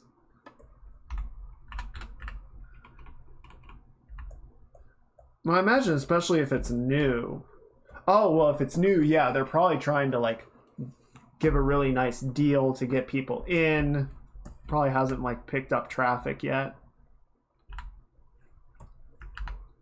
Perks of being an early adopter. Let's crease this edge loop before I forget. Keep that gem nice and clean, nice and organized. There we go. Yeah. Ooh, that'll work.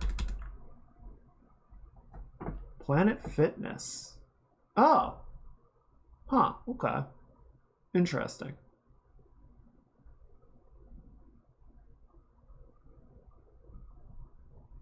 I think we're just gonna put the modify back on. There we go. Next to a rock climbing place.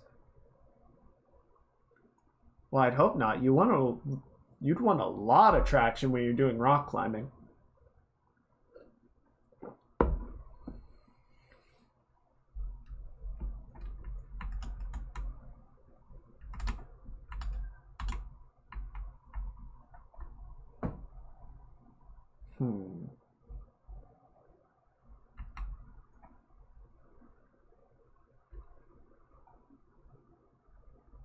Okay.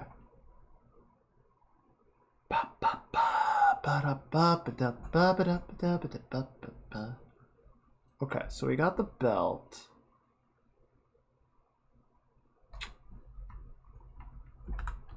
And then what's going to be the easiest way to do this?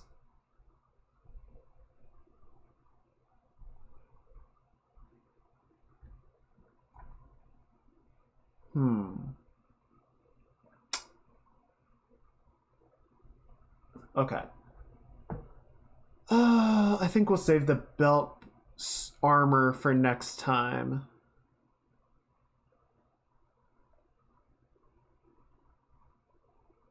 Yeah, so let's just make...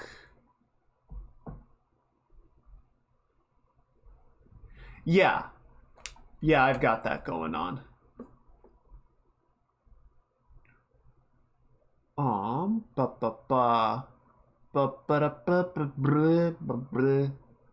thinking about what we can do in like 15 minutes, 20 minutes.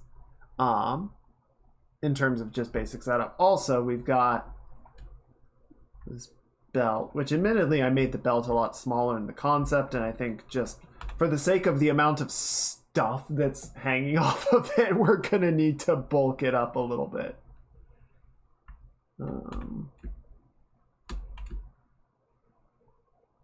It's gonna be a little more heavy duty than just your basic leather belt. Yeah, it's made out of behemoth leather. That shit's tough as nails. You get 1 inch of that, you can punch through a door.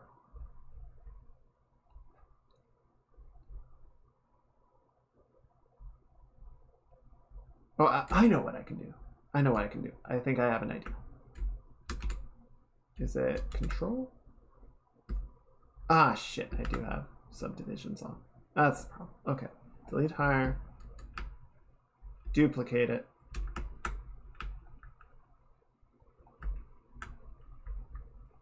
Is this actually going to save me any time? Probably not. Probably not. I'm probably just being dumb. Fuck it. Whatever. New. I will break you. I will break your butt.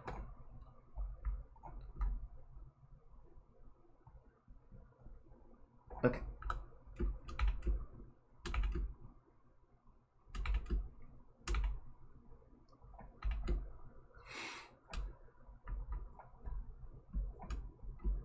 ZBrush is just like, you have no power here.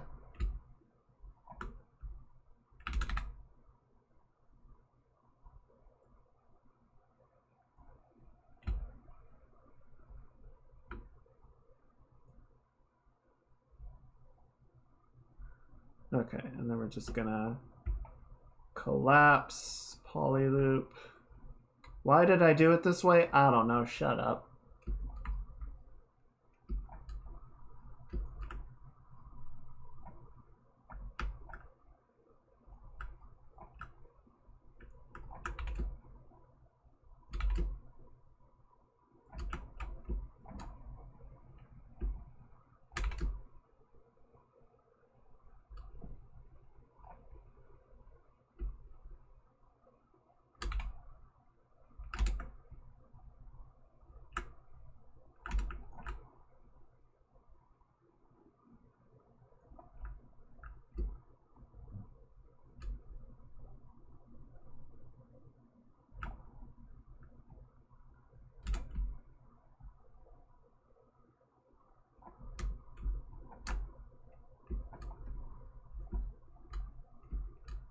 Delete hidden. And then we're just going to turn that off. Need to slide it into position.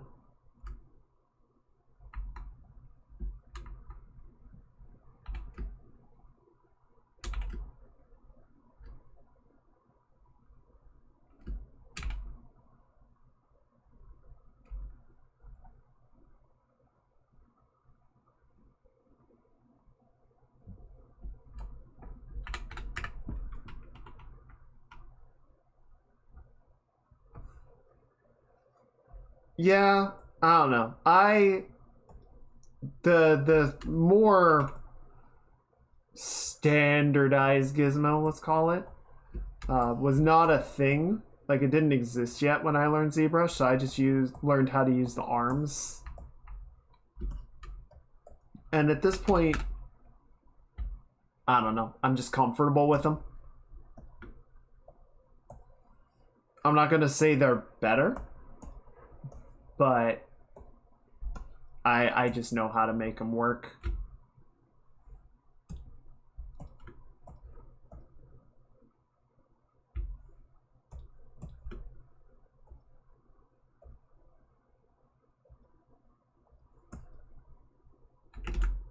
No, don't delete. There we go. There we go. There we go. There we go. There we go. Okay, cool.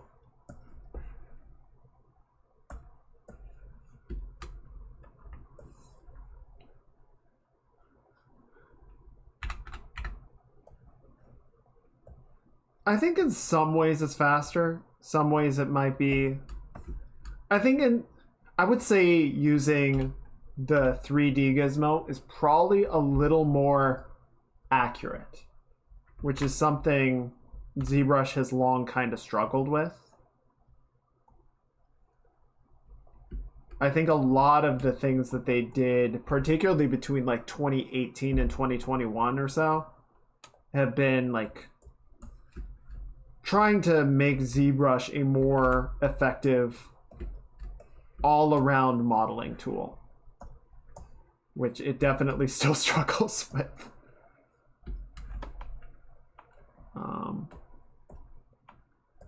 Like, don't get me wrong, ZModeler is great. A lot of the tools that they've added are great, but You know, if you're trying to get a really precise 3D model, it's fine.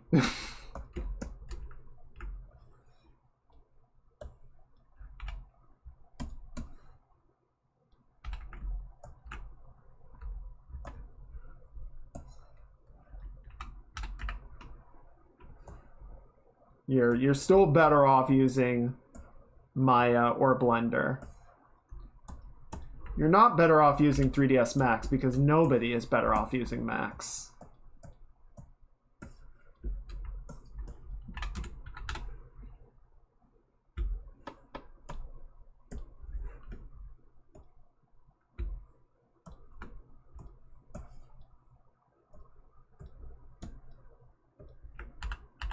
Perfect. I'm sorry, I don't mean to cause physical or emotional distress on my streams. There we go.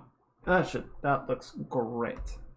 We're gonna do one more thing, which is gonna be a little overkill for the level of fidelity that we're going for right now, but it will probably save us some trouble down the road. We're gonna extrude these poly loops. No. There we go.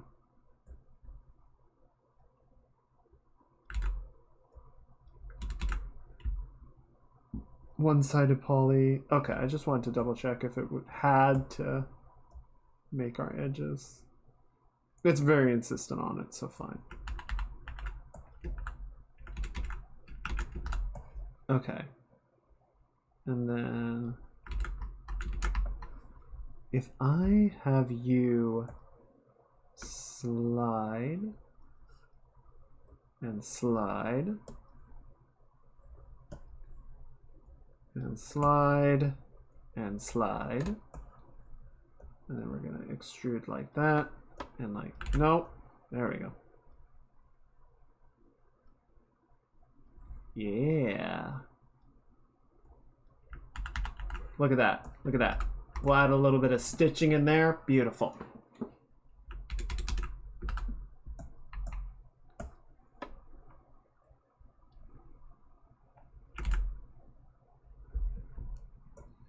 Easy wins. Just common W's all over. Nice, I like that. That's gonna I think those will work really well, really easy. So yeah, we still need to add the back plate. They'll sort of cover the small of the back and connect this piece. Still need to make the boots, because we just got these big old grippers right now. And then we need to make the armband, the arm guard, and the hair, and then the weapons. And I've got a plan for the chainmail. So that should actually be pretty quick once we get to that step. But made the base model. So I modified the base model off of one of the pre-built ones that comes with ZBrush. All the pre-built humans in ZBrush are kind of iffy. It was definitely faster than making it by hand, but still some cleanup.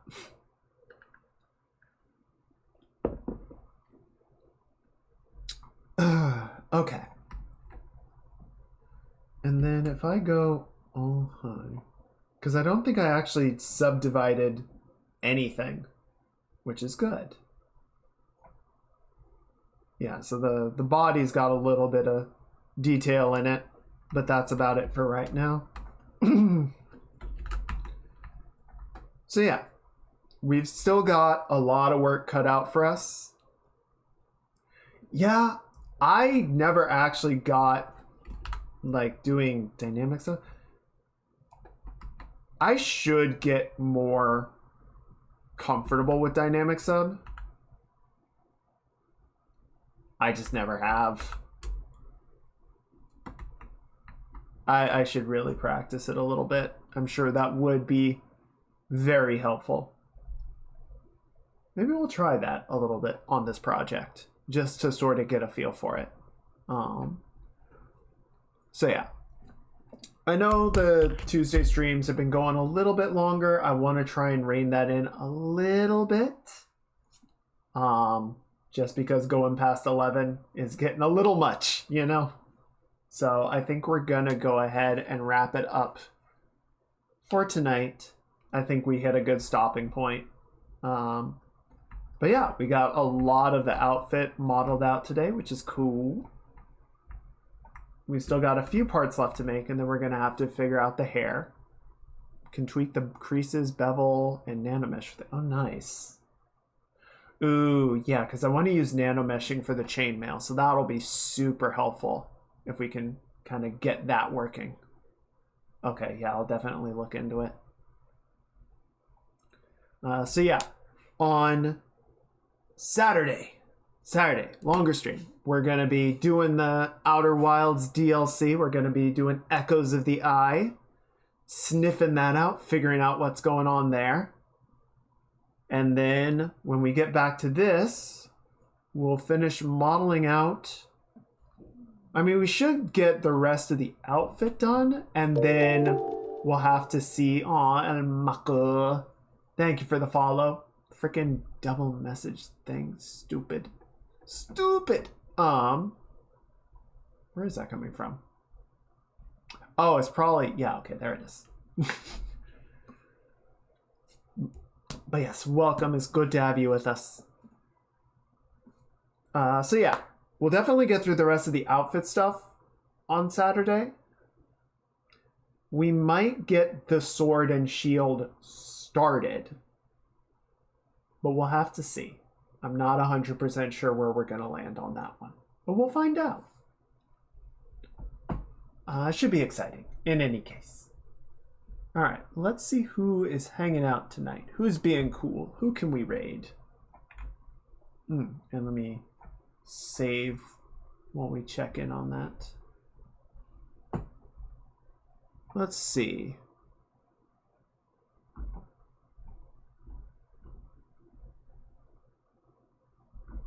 These are recommendeds. Wait, really? Wow, it's a pretty quiet night.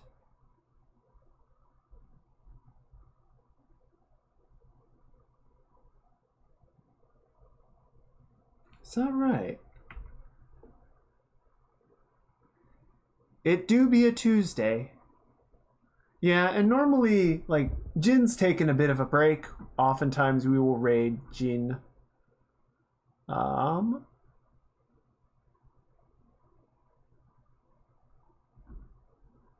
Okay. I think what we're gonna do tonight...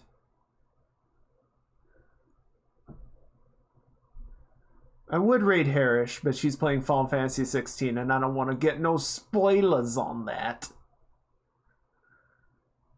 So let's go say hi to Eden. She is playing some Elden Ring.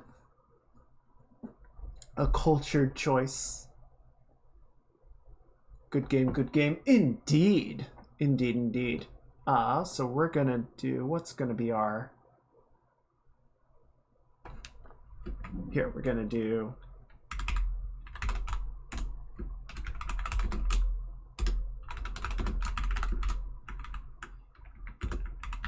So that's gonna be our raid message, and here's a non-subbed version for you guys, if you need it. But yeah, we're gonna go say hi to Eden. Eden's cool. Spend a little time with her. But yeah. Everybody, let's get into Raid Bus. Let's get it going. Yes. And I hope you guys have a great rest of your week as well. Thank you so much for hanging out. I always really appreciate getting to spend time with you guys. Doing art, doing games, just being silly. It's always the highlights of my week. I really appreciate it. You guys are always so sweet. Even when you hit my body with physical objects and hit my brain with puns. I hope you guys have a great week. Remember to be kind to others and to be kind to yourselves, because you guys are doing a great job and I'm very proud of all of you. So be be sure to give yourselves a break. Get something good to eat. Get some good rest. Stay hydrated. And I will see you guys next time.